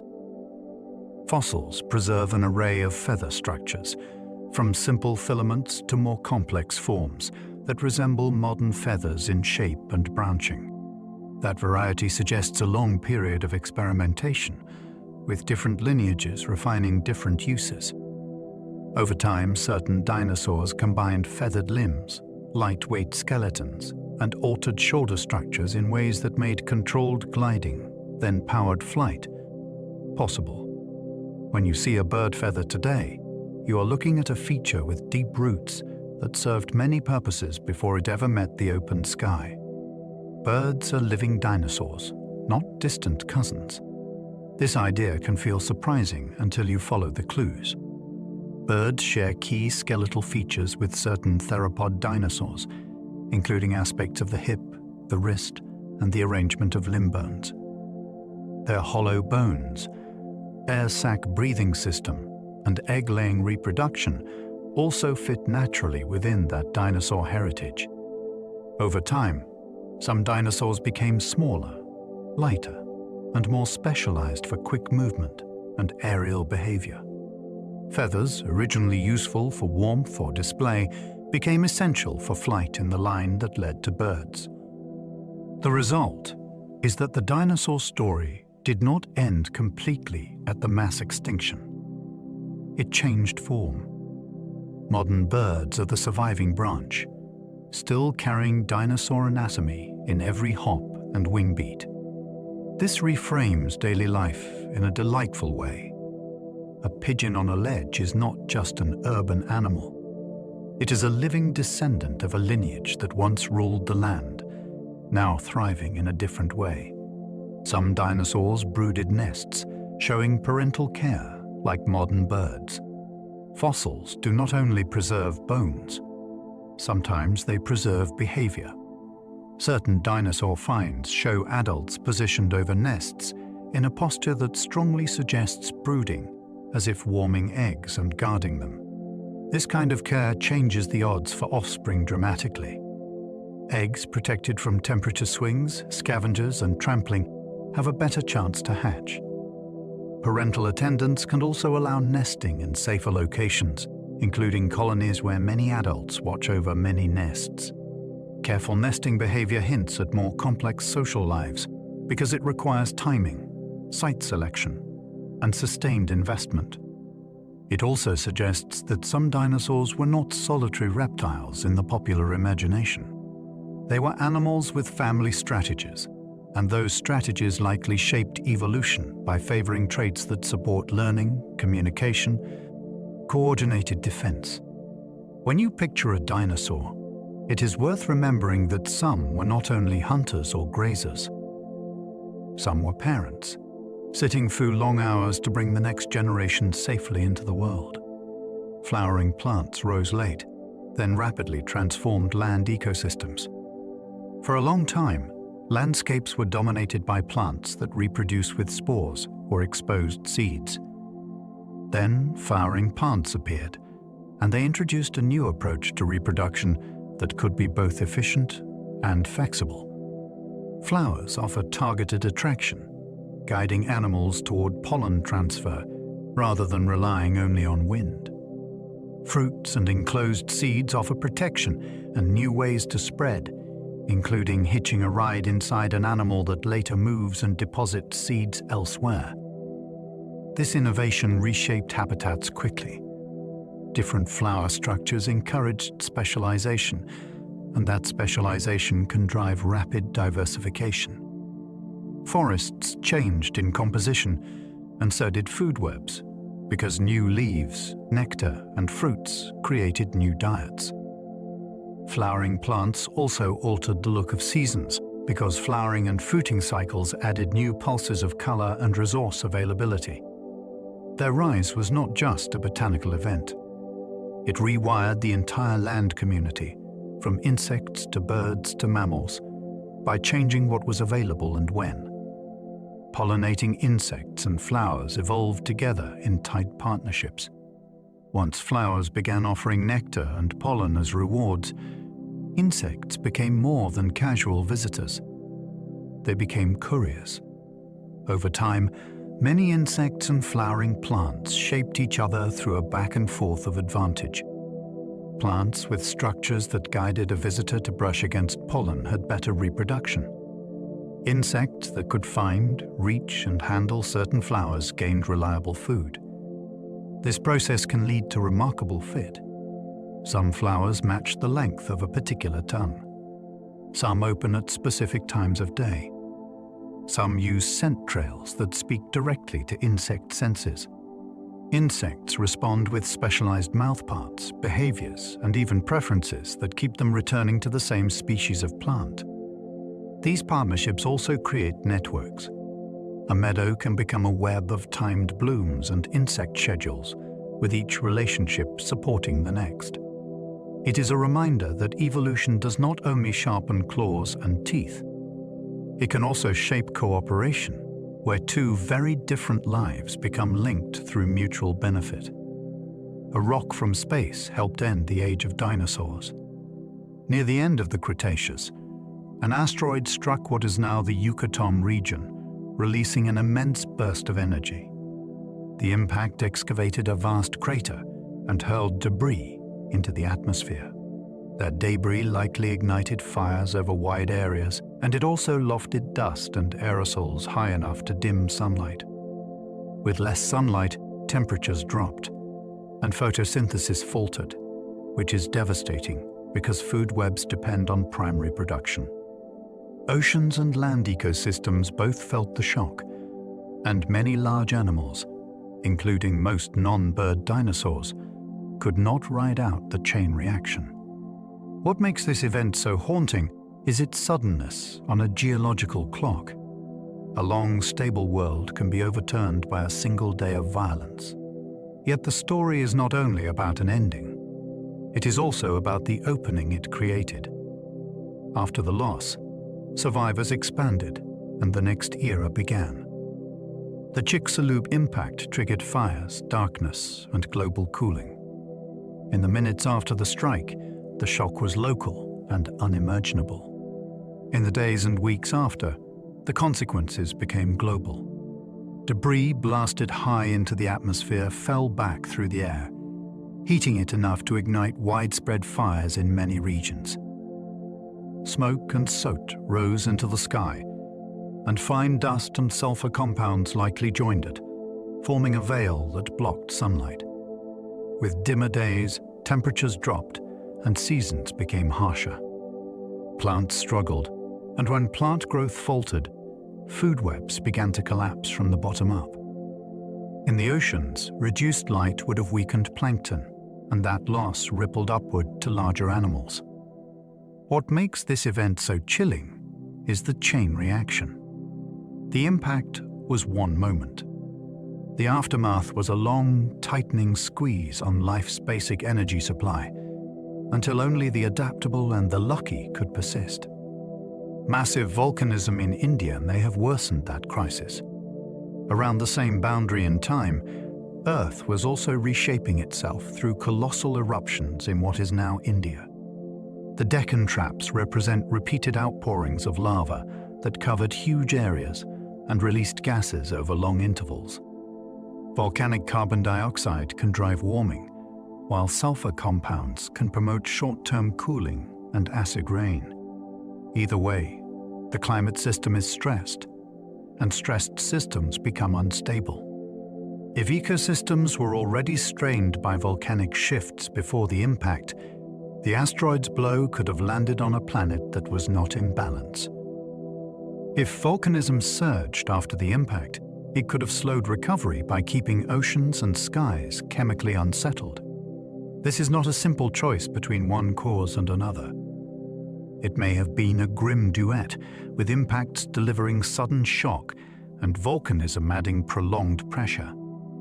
Extinction often comes from stacked burdens, not a single villain. After dinosaurs fell, mammals expanded into emptied niches. When many large reptiles vanished, whole ways of life were suddenly available. There were fewer dominant giants on land, and many ecological roles had no clear occupants. Mammals, which had already evolved diverse forms, began to radiate into those openings. Some lineages grew larger bodies, and larger bodies allowed new diets and new defenses. Others refined speed, climbing, digging, or specialized teeth for tough plants. Predators evolved to chase, ambush, and process larger prey, and herbivores evolved to browse, graze, and migrate. The pace feels dramatic in fossils because the stage was cleared so quickly, and evolution had room to experiment. This was not destiny. It was opportunity met with flexibility. Mammals did not become successful because they were perfect. They became successful because they were ready to vary, and the world suddenly rewarded variation. The modern animal landscape is shaped by that opening. Whales returned to the sea, evolving from land mammals. The whale story begins with mammals that still walked on land. Over time, some of their descendants spent more time in water, and their bodies began to change in ways that made swimming easier and life on shore less necessary. Fossils reveal a sequence of forms with shifting limbs, changing hips, and tails that became powerful engines. Nostrils migrated upward, eventually forming blowholes that allow breathing at the surface with minimal exposure. Hearing adapted for underwater sound, and feeding strategies diversified, from hunting fish to filtering tiny prey in vast mouthfuls. The most captivating part is that these animals never stopped being mammals. They kept warm blood, they nursed their young, and they breathed air. They simply remade the mammal toolkit for an ocean life, turning legs into flippers and land travel into migration routes across entire basins. It is one of evolution's boldest reversals, and it happened step by step. Bats evolved true flight, becoming night hunters with sonar. Bats are the only mammals to achieve sustained powered flight, and they did it with wings made from stretched skin supported by elongated fingers. That design is wonderfully flexible, allowing tight turns and sudden dives that suit life in cluttered forests and twilight skies. Many bats also evolved echolocation, producing high-frequency calls and building a mental map from returning echoes. This allows hunting in darkness with astonishing precision, even catching tiny insects mid-air. Echolocation is not a single trick. Different bats use different call patterns, and those patterns match their habitats and prey. Some hunt over open water. Others weave through vegetation. Some even glean insects from leaves by listening for faint movements. Flight and sonar together opened a unique niche, a way to feed when many competitors were asleep. It also shaped backbrains, ears, and faces, turning them into living instruments. When you see a bat flicker past at dusk, you are watching a mammal that mastered both the sky and the dark. Grasses spread widely, creating new worlds for grazers. Grasslands look simple, yet they are the product of a major ecological shift. Grasses evolved traits that let them thrive under disturbance. Many can regrow quickly after being eaten, and some keep their growth points near the ground, where teeth and fire are less likely to destroy them. As climates changed and open habitats expanded, grasses spread across large regions, and they created steady, renewable food for animals willing to eat. Tough, fibrous leaves. This favored new feeding adaptations, including teeth that could handle abrasion and jaws that could process large amounts of plant matter. Grasslands also changed how animals moved. Open country rewards speed, vigilance, and group living. It changes predator tactics too, since ambush is harder without cover. With grasses came a different kind of landscape, one shaped by grazing, trampling, and seasonal growth. It is a reminder that plants can redesign entire ecosystems by changing what food is available and how predictable it is. The rise of grasslands helped shape horses, antelope, and big cats. Open grasslands did not just feed animals. They trained them. For grazers, the challenge is not only chewing. It is spotting danger early and running fast enough to escape it. This favored longer limbs, efficient breathing during motion, and social behaviors that reduce individual risk. Horses became icons of this world, built for endurance and speed across open ground. Antelope lineages refined agility and sprinting, often paired with keen vision and group awareness. Predators adapted as well. Big cats and other hunters evolved strategies for chasing, cornering, and timing attacks in wide spaces where hiding is difficult. Some became pursuit specialists, while others used short bursts from limited cover. Grasslands also encouraged migrations, because food quality changes with seasons and rainfall. In these landscapes, evolution is shaped by distance and urgency. Life becomes a game of timing. Who moves first? Who tires first? Who notices first? The plains are not empty. They are a fast-moving conversation between prey and predator. Antarctica froze over, reshaping ocean currents and climate. When Antarctica became glaciated, the change was not confined to one continent. Ice growth altered sea level, wind patterns, and the temperature gradient between poles and tropics. Cold, dense water began forming around the continent and sinking, helping drive global ocean circulation. Ocean currents act like climate conveyor belts, moving heat and nutrients around the planet. When those belts change, weather patterns change. Marine ecosystems change too, because upwelling and nutrient delivery help determine where plankton thrive, and plankton support food webs. The freezing of Antarctica also helped isolate the continent, with a circumpolar current that limits warm water from reaching its shores. That isolation reinforced the ice, creating a powerful feedback.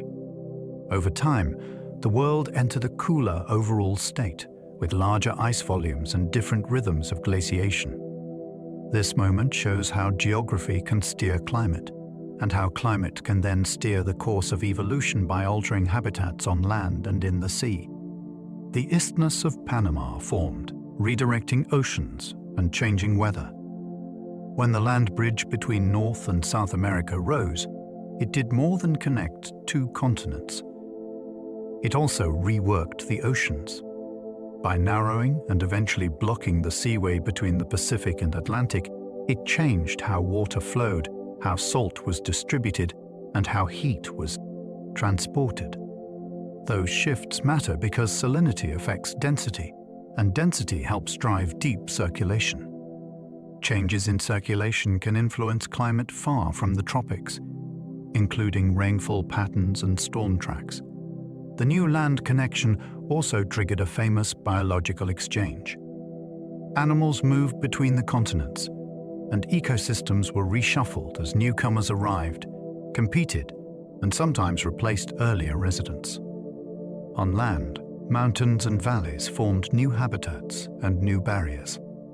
In the sea, coastal currents changed, and marine communities on each side diverged. This single geological event shows how an isthmus can act like a valve, turning ocean circulation one way instead of another, while also opening a highway for life above the waves. Repeated ice ages sculpted landscapes and drove migrations. Over the recent part of Earth's story, climate has pulsed between colder and warmer phases, with ice sheets advancing and retreating many times. When ice moves, it is not gentle. It grinds rock into powder, carves valleys, and leaves behind ridges and scattered boulders. Meltwater reroutes rivers, creates vast lakes, and shapes coastlines as sea level rises and falls. These changes repeatedly rearranged habitats, forcing plants and animals to shift their ranges. Forests expanded, then contracted. Grasslands moved. Coastlines appeared where there was once land, then returned again. Migrations became a necessity, not a choice. Populations were separated, then reunited, which can accelerate evolution and create new species over time. For humans and our relatives, these swings helped shape routes, resources, and survival strategies. Ice ages are not only climate events. They are architects of geography and of life's distribution, moving the living world like pieces on a changing board. Hominins walked upright long before large human brains evolved. Bipedal walking showed up early in our lineage, while brains were still closer in size to those of other apes. Standing tall changes everything. It frees the hands for carrying food, tools, and infants. It raises the eyes for spotting predators and distant resources. It also reshapes the skeleton from head to toe, from the curve of the spine to the angle of the pelvis and the spring of the foot. Walking on two legs is not just a posture. It is a whole way of budgeting energy across long distances. In a patchy landscape, where meals might be scattered and seasonal, efficient travel can matter as much as strength. Later, brains expanded and culture accelerated. But the body plan that carried that future was already in motion. In a sense, our story began with a change in stride, and the mind came surging after. Stone tools appeared far earlier than our own species. Long before Homo sapiens, other hominins were already shaping stone to make sharp edges. That skill seems simple until you try it. It requires choosing the right rock, striking at the right angle, and understanding that a planned blow can produce a predictable flake. A sharp stone edge turns a hand into a cutting tool that can slice meat, scrape hides, and shape wood. It can open bones for marrow, which is rich in calories and nutrients. It can also change social life, because tool making often happens in shared places where others can watch, learn, and copy. Stone tools are a kind of external memory. Once the method exists, it can be passed on, improved, and carried across landscapes. The most thrilling part is the time depth. Tool traditions began long before our species appeared, which means technology is not a modern add-on. It is an ancient companion of our lineage. Fire control changed diets, social life, and survival. When humans learned to manage fire, they gained a tool that works on many fronts at once. Cooking softens food, reduces some pathogens, and makes certain nutrients easier to access. That can widen diets and shorten chewing time, which changes daily life in quiet but powerful ways. Fire also provides warmth, which opens colder nights and higher latitudes. It offers light after sunset, extending the hours for talk, planning, and care. It can harden wooden points, clear brush, and deter many predators that avoid flame and smoke. Fire creates a center, a place where people gather and coordinate. Stories and skills travel well in that circle of light. Even the smell of burning wood can become a signal of safety and community. In deep time, fire was not only a convenience. It was a threshold technology that helped humans live in more places, eat more foods, and build tighter social worlds. Neanderthals and Denisovans interbred with modern humans. Human evolution is not a neat ladder with one winner at the top. It is a braided stream with groups meeting, separating, and sometimes blending. When modern humans spread into regions already occupied by other human lineages, there were encounters that led to children and shared ancestry. We know this because genetic evidence shows that many people alive today carry small percentages of DNA that match Neanderthals, and some populations carry DNA linked to Denisovans. This mixing matters because it means these groups were not simply strangers in the dark. They were close enough to share families. It also means traits could move between lineages, and some of those traits may have influenced immunity, skin biology, and adaptation to local brow. Environments. The deep point is emotional as well as scientific. When you imagine the past, you can picture not only competition, but also contact, curiosity, and connection. The human story includes meetings that left echoes inside living cells. Your genome carries traces of those ancient human relatives. Inside your DNA, there can be sequences inherited from humans who are not Homo sapiens in the strict sense, yet are still part of your family story. These inherited fragments are not souvenirs. They are functional pieces that entered our lineage through interbreeding and then persisted because they were not harmful, and sometimes because they were helpful. Some are linked to immune responses, which makes sense in a world where new pathogens and climates can be deadly. Others may influence how skin responds to sun and cold, or how the body reacts to certain stresses. The exact effects vary, and many fragments may do very little. Still, the presence of these traces changes the way ancestry feels. You are not a single straight line from one ancient couple. You are a mosaic, assembled through many migrations and meetings. Every generation mixes and shuffles these pieces, so each person carries a unique pattern. In that pattern, the past is not gone. It is quietly active, folded into how your body functions today. The peopling of the Americas happened surprisingly late in human time. Compared with the age of our species, the arrival of humans in the Americas is recent. People reached these continents after mastering long journeys through harsh northern environments, likely using land connections and coastal routes that changed with sea levels. The timing matters because it shows how long humans lived elsewhere before spreading into the last major land masses. Once people arrived, they encountered new ecosystems and unfamiliar animals, and they adapted quickly to climates ranging from Arctic cold to tropical peeing. Forests. Over time, distinct cultures and technologies emerged across enormous distances, shaped by local resources and seasons. This migration story also reminds you how dynamic coastlines and ice sheets have been, opening pathways in some eras and closing them in others. The Americas were not waiting empty for most of human history. They became a human homeland only in the later chapters, which makes the speed of subsequent cultural development even more astonishing. Agriculture began independently in several regions, not just one. Farming was not a single invention that spread like a rumor from one village to the world.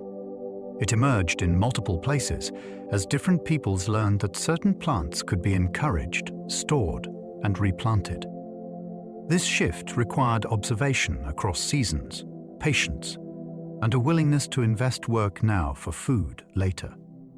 It also changed the relationship between humans and landscape. Instead of following resources, communities began shaping resources, clearing ground, tending crops, and protecting harvests. That stability made larger settlements possible, and larger settlements created new social structures, new conflicts, and new cooperation. Different regions focused on different crops, which meant different diets, different tools, and different calendars of labor. Agriculture also altered ecosystems by favoring certain species and crowding out others, sometimes deliberately and sometimes by accident. The big idea is that farming is not inevitable. It is a choice that arose more than once, under different pressures, because it solved real problems and created new ones. Domestication reshaped plants and animals faster than natural selection alone. When humans began selecting which seeds to plant and which animals to breed, evolution gained a new driver. Traits that might be rare or even risky in the wild could become common if they benefited human goals. Plants shifted toward bigger seeds, less shattering, and more predictable harvests. Animals shifted toward tameness, altered coat patterns, and bodies suited to herding, hauling, or companionship. These changes can happen quickly because selection is intense and consistent. The results are visible at a glance. A modern ear of corn looks nothing like the wild grasses it came from. Many domesticated animals show juvenile traits into adulthood, which often correlates with reduced fear and aggression. Domestication is not only about control, it is also about partnership, because humans and their domesticated species began shaping each other's futures. People gained reliable food and labor. Domesticated species gained protection and wide distribution. Together they formed traveling ecosystems, carried from valley to valley, and later across oceans. Cities created new disease dynamics, driving immune evolution. When humans began living in dense settlements, microbes found a new kind of opportunity. In small groups, outbreaks often burn out because there are not enough hosts close together. In cities, infections can spread quickly, persist longer, and return in waves. Close quarters, shared water sources, and contact with domesticated animals all increase the chances that diseases will circulate and sometimes jump between power. Species. Over generations, this pressure can influence which immune traits are more common, because those traits affect survival and fertility. The history is not only biological, it is also cultural. Cities develop sanitation, quarantines, medical traditions, and social rules that change how disease moves. Still, the underlying shift is clear. Urban life created a new battlefield where human societies and pathogens co-evolved. This is one reason why human history is full of epidemics that reshape politics and daily life. The immune system, which feels personal and internal, has been shaped by crowds, streets, and shared air. The Columbian Exchange moved species worldwide, rewriting ecosystems rapidly. After sustained contact between the Americas and the rest of the world, plants, animals, and microbes began moving across oceans at a scale that had never happened before. Crops like maize, potatoes, and tomatoes traveled outward. Wheat, sugarcane, horses, and many other species traveled inward. These transfers reshaped diets, economies, and landscapes, often within a few generations. Ecosystems changed fast because newcomers arrived without the same predators, competitors, or diseases they faced at home. Some became invasive. Others transformed agriculture so completely that populations rose or fell around their success. The most devastating movements involved pathogens, which could sweep through communities with little prior exposure, causing immense loss of life. This exchange is a reminder that biology and history are inseparable. Ships carried more than people and goods. They carried living networks, and those networks reorganized the world. The modern global landscape, from what grows in fields to what grazes on plains, still carries the imprint of that era. Fossils are rare because most organisms never become preserved. Most living things vanish without leaving a trace. A body has to land in the right place at the right moment, and then be protected from scavengers, oxygen, and decay. Soft tissues rot fast. Bones can be chewed, scattered, or dissolved. Even if something is buried, later heat and pressure can warp or erase it, and moving water can grind it to sand. Then, after all that, the rock must survive uplift and erosion, and someone has to find it. This is why the fossil record is not a full movie of life's past.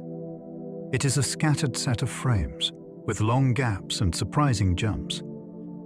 That scarcity makes every good fossil feel almost miraculous. It also means absence is tricky. A missing fossil does not always mean a missing creature. Often it means the world did not preserve the evidence. Amber can trap insects in exquisite detail, like thyme in resin. Tree resin is sticky, and it can be deadly. When small creatures get caught, the resin can seal them away from air and microbes, slowing decay with startling effectiveness. Over time, resin can harden and fossilize into amber, preserving details that ordinary fossils rarely keep. You can sometimes see delicate wings, fine hairs, tiny claws, and even the texture of compound eyes. In a few cases, amber captures moments that feel like frozen history. An insect struggling mid-step, a pair of ants locked together, a spider poised near a thread. Amber can also trap pollen and plant fragments, which helps reconstruct ancient forests and seasons. It is not only beautiful, it is unusually informative because it preserves life as it looked, not just as a skeleton. When you hold amber up to the light, you are looking through a window into ecosystems that breathed and buzzed millions of years ago. Trace fossils record behavior, footprints, burrows, and ancient bites. Sometimes the most revealing fossils are not bodies at all. They are signs of action, preserved in mud that later turned to stone.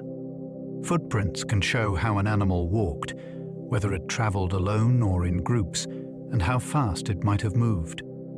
Burrows reveal hidden lives, including where creatures sheltered, how they fed, and how they stirred the seafloor. Bite marks on bone can show predator and prey relationships, and even hint at feeding strategies. Trackways can preserve direction and hesitation, as if the rock remembers a decision. These traces are powerful because behavior is usually invisible in fossils. A skeleton tells you what an animal was. A footprint tells you what it did. Trace fossils also expand the record into places where bones might not preserve well, especially soft sediments and shorelines. They turn stone into a diary of motion, and that is astonishing. DNA can survive only briefly in deep time, limiting genetic recovery. DNA is a fragile molecule. After an organism dies, its genetic material begins breaking down through heat, moisture, radiation, and chemical reactions. Cells fall apart, and enzymes that once maintained DNA can start dismantling it.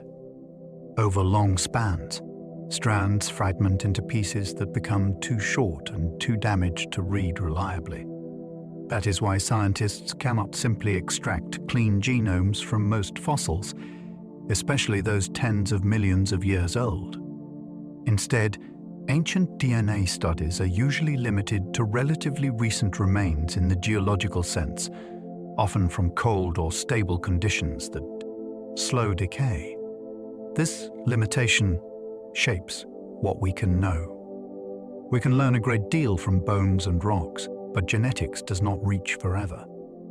That boundary also protects us from easy fantasy. You cannot rebuild deep time life from a single movie idea.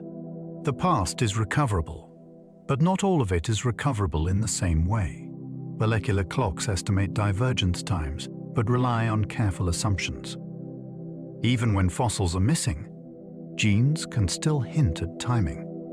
A molecular clock uses the idea that genetic changes accumulate over generations, and that the amount of difference between species can reflect how long ago they shared a common ancestor. It is a clever approach, and it has helped map many branches of the tree of life. Still, it is not magic. Mutation rates can vary across lineages and across genes. Natural selection can speed changes in some places and conserve others. Population size and generation time can also shift the pace.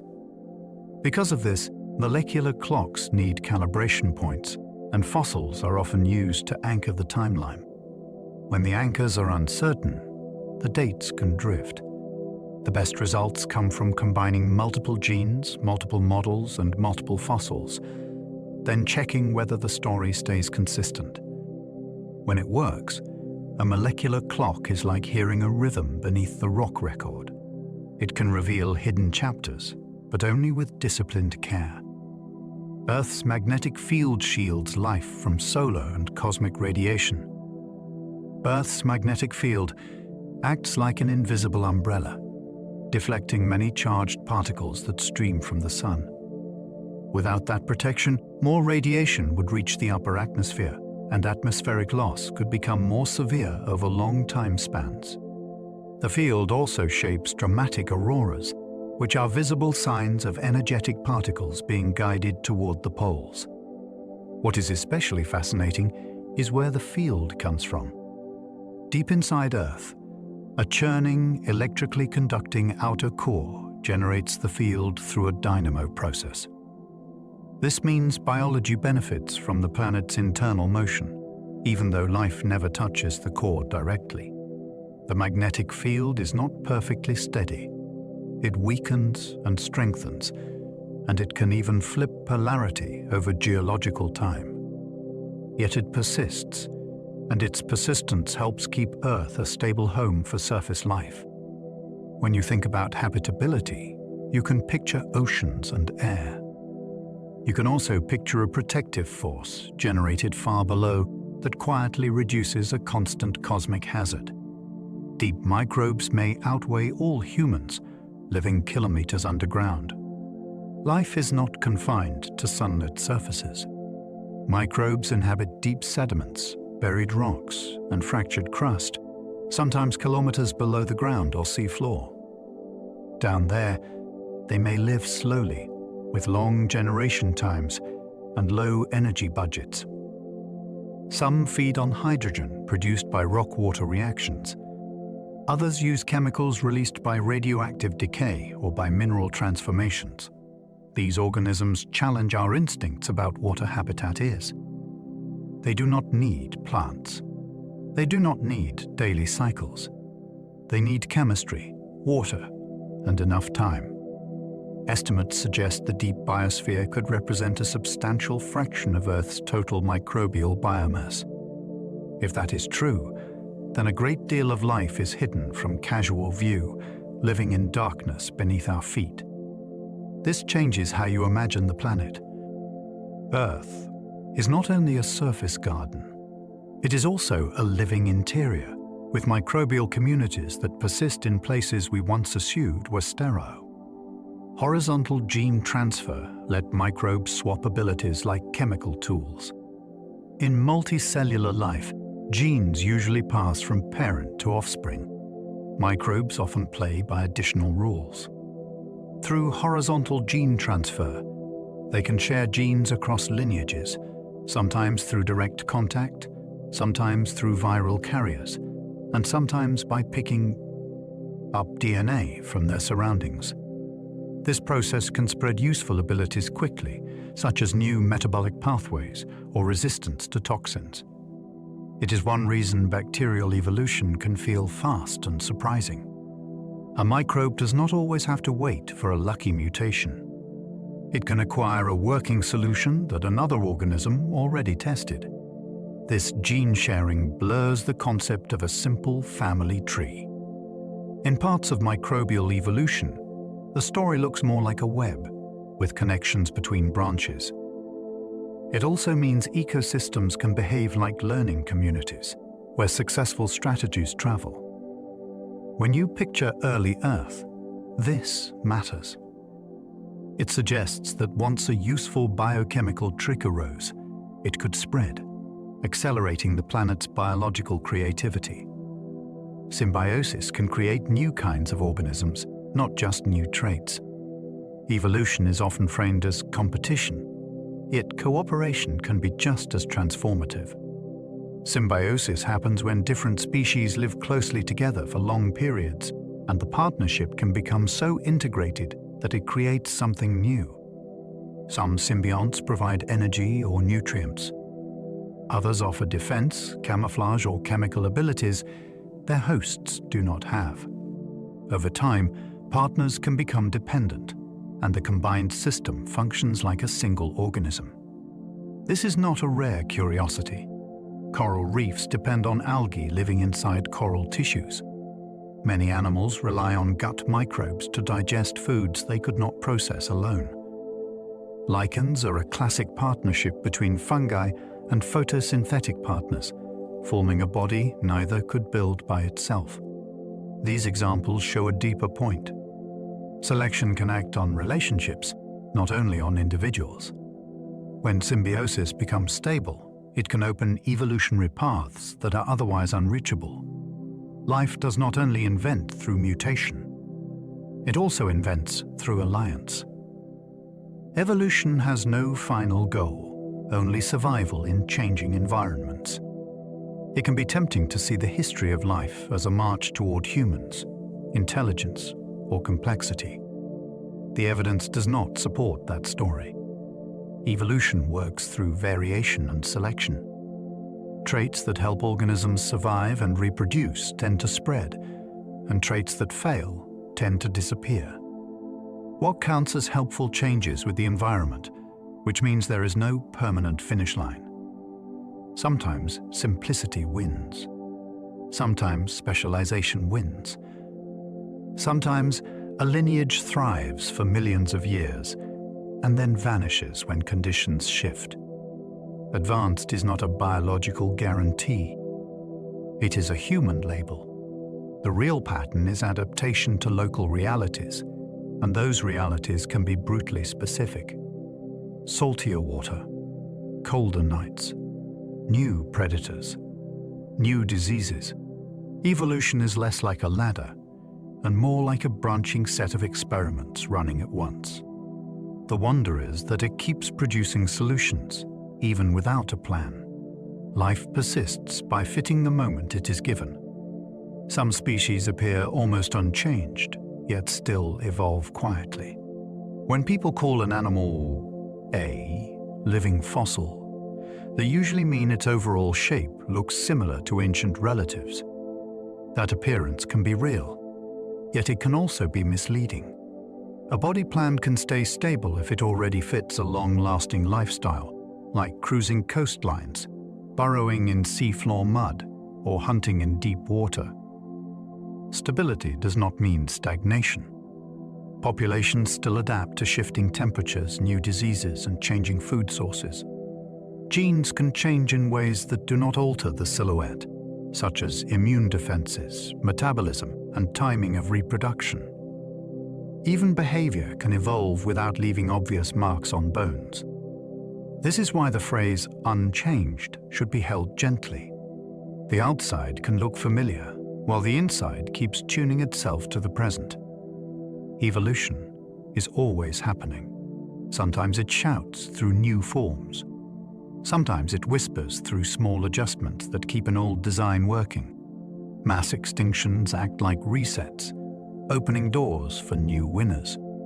A mass extinction is not only about what disappears, it is also about what becomes possible afterward. When many species vanish, ecosystems lose established competitors, predators, and specialists, and the rules of survival shift overnight in geological terms. Survivors can spread into habitats that once belonged to others. Diets can broaden. Body sizes can change. New strategies can pay off because the old ones are no longer locked into place by crowded competition. Over time, evolution fills those empty roles, but it rarely rebuilds the same world. Reef builders can change. Dominant herbivores can change.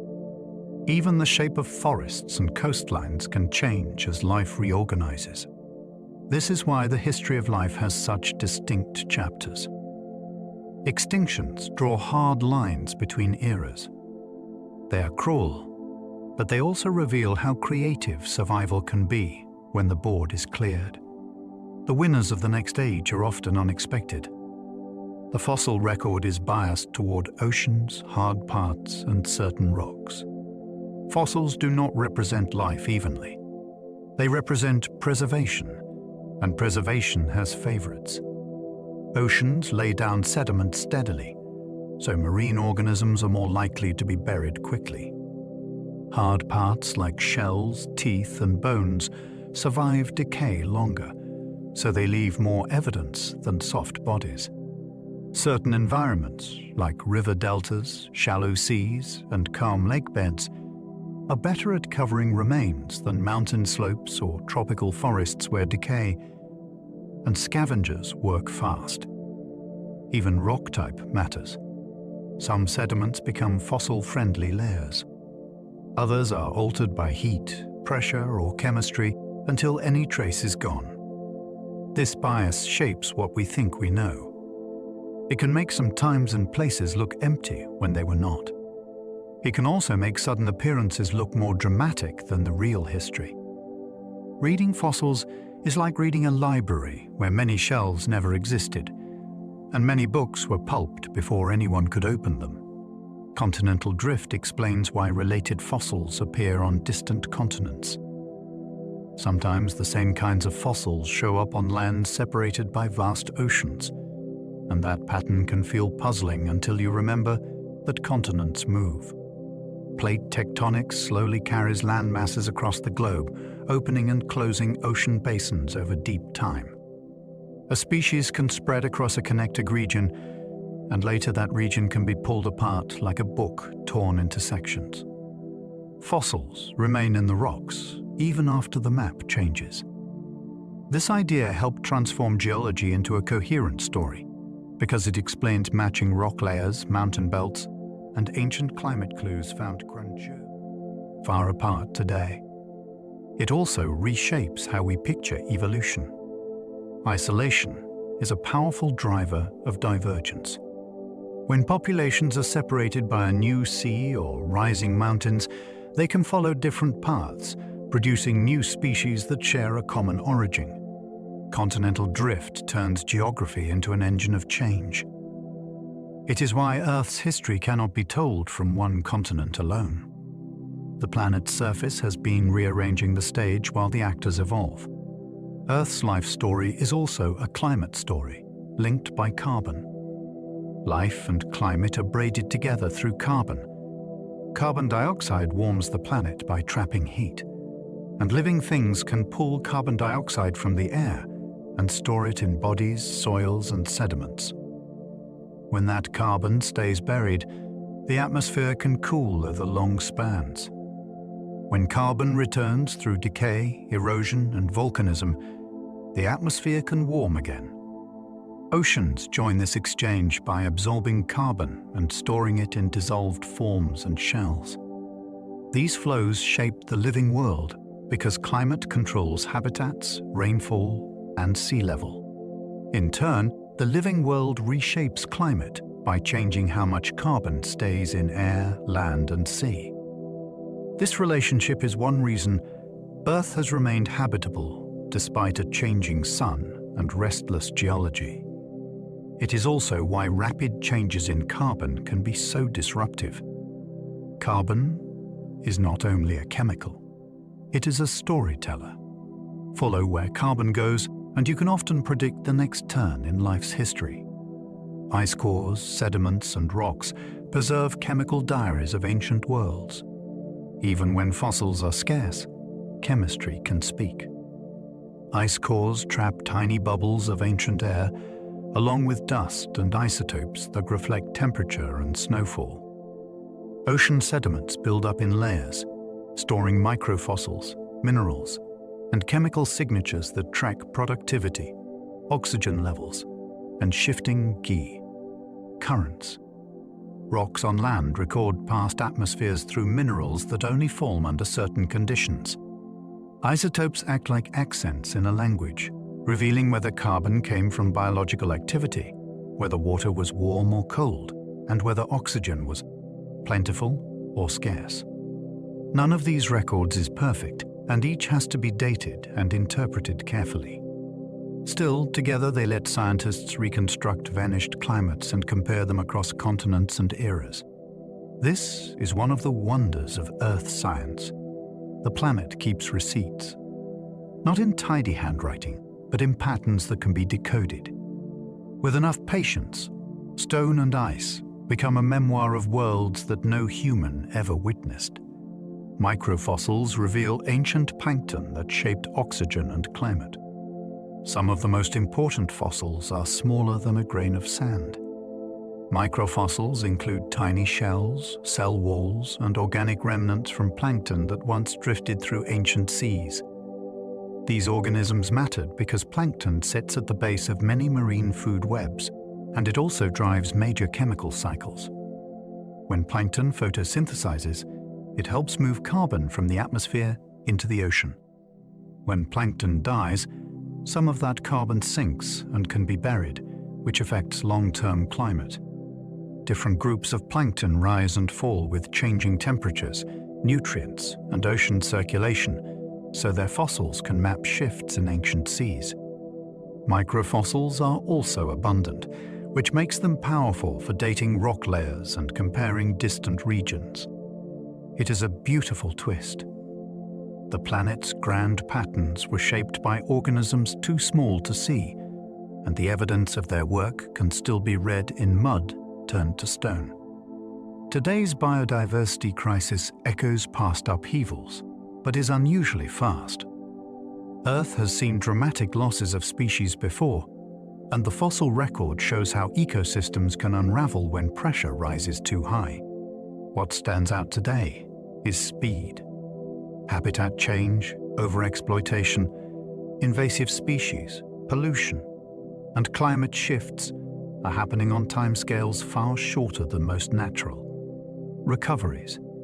Many organisms cannot adapt or migrate quickly enough, especially when landscapes are fragmented into isolated patches.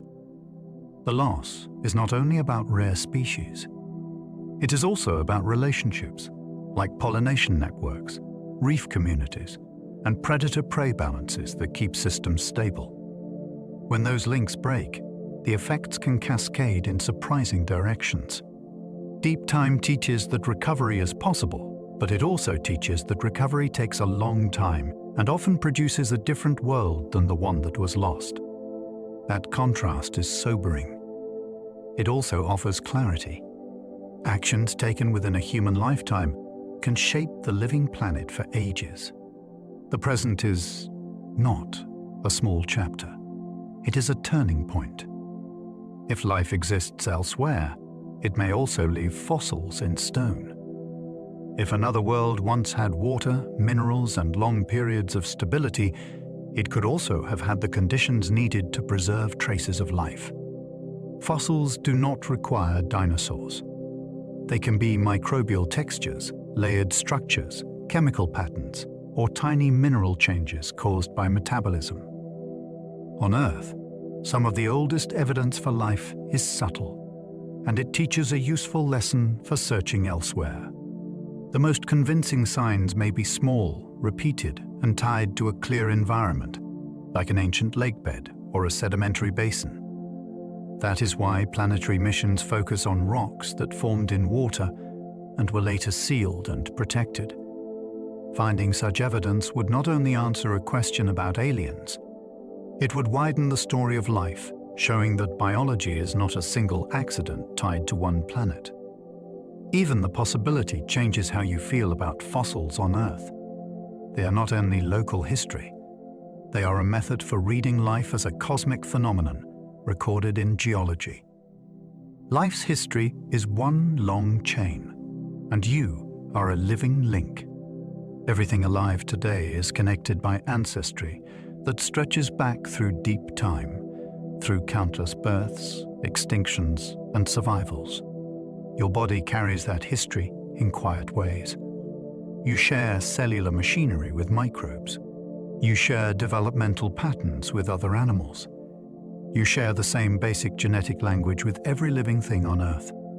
This continuity does not make life predictable. It makes life astonishingly resilient, because each generation is a test that either continues the chain or breaks it. For billions of years, the chain held. It crossed global ice, rising oxygen, drifting continents, and sudden catastrophes. It also built beauty along the way, from coral architecture to bird flight to human thought. Seeing yourself as a link can shift perspective. You are not separate from the story you are studying. You are a current chapter, written in breath and heartbeat. The past is not behind you. It is inside you, and it continues through what you protect and what you pass on. As we come to the end of our journey, you can let the timeline soften in your mind. We traveled from a young Earth still cooling and restless into oceans where the first chemistry learned to persist. We followed invisible microbes as they reshaped the air, and we watched the planet change its own rules again and again. Continents rose and drifted. Ice advanced and retreated. Seas filled with new designs and then were emptied by sudden catastrophe, only to refill with surprising life once more. We moved through forests that rewrote weather, through swamps that stored ancient sunlight, through skies that welcomed flight. And at the very end of that long chain, we arrived at our own moment, brief on the scale of deep time, yet full of awareness. If you are still awake, and you would like to keep drifting through history, there will be another video waiting for you on the screen. You can choose it like the next page of a calm book. And if you have enjoyed this slow walk through the living past, you might like to subscribe or leave a quiet comment or share the video with someone who could use a softer evening. It helps this channel find its way to more listeners, one peaceful night at a time. Now you can let the details loosen. You do not need to hold onto names or dates. Just the feeling of a vast world, steadily changing and still carrying life forward. Let your shoulders drop. Let your jaw unclench. Let your breathing settle into an easy rhythm, in and out, like tides returning to shore. Sleep well, and good night.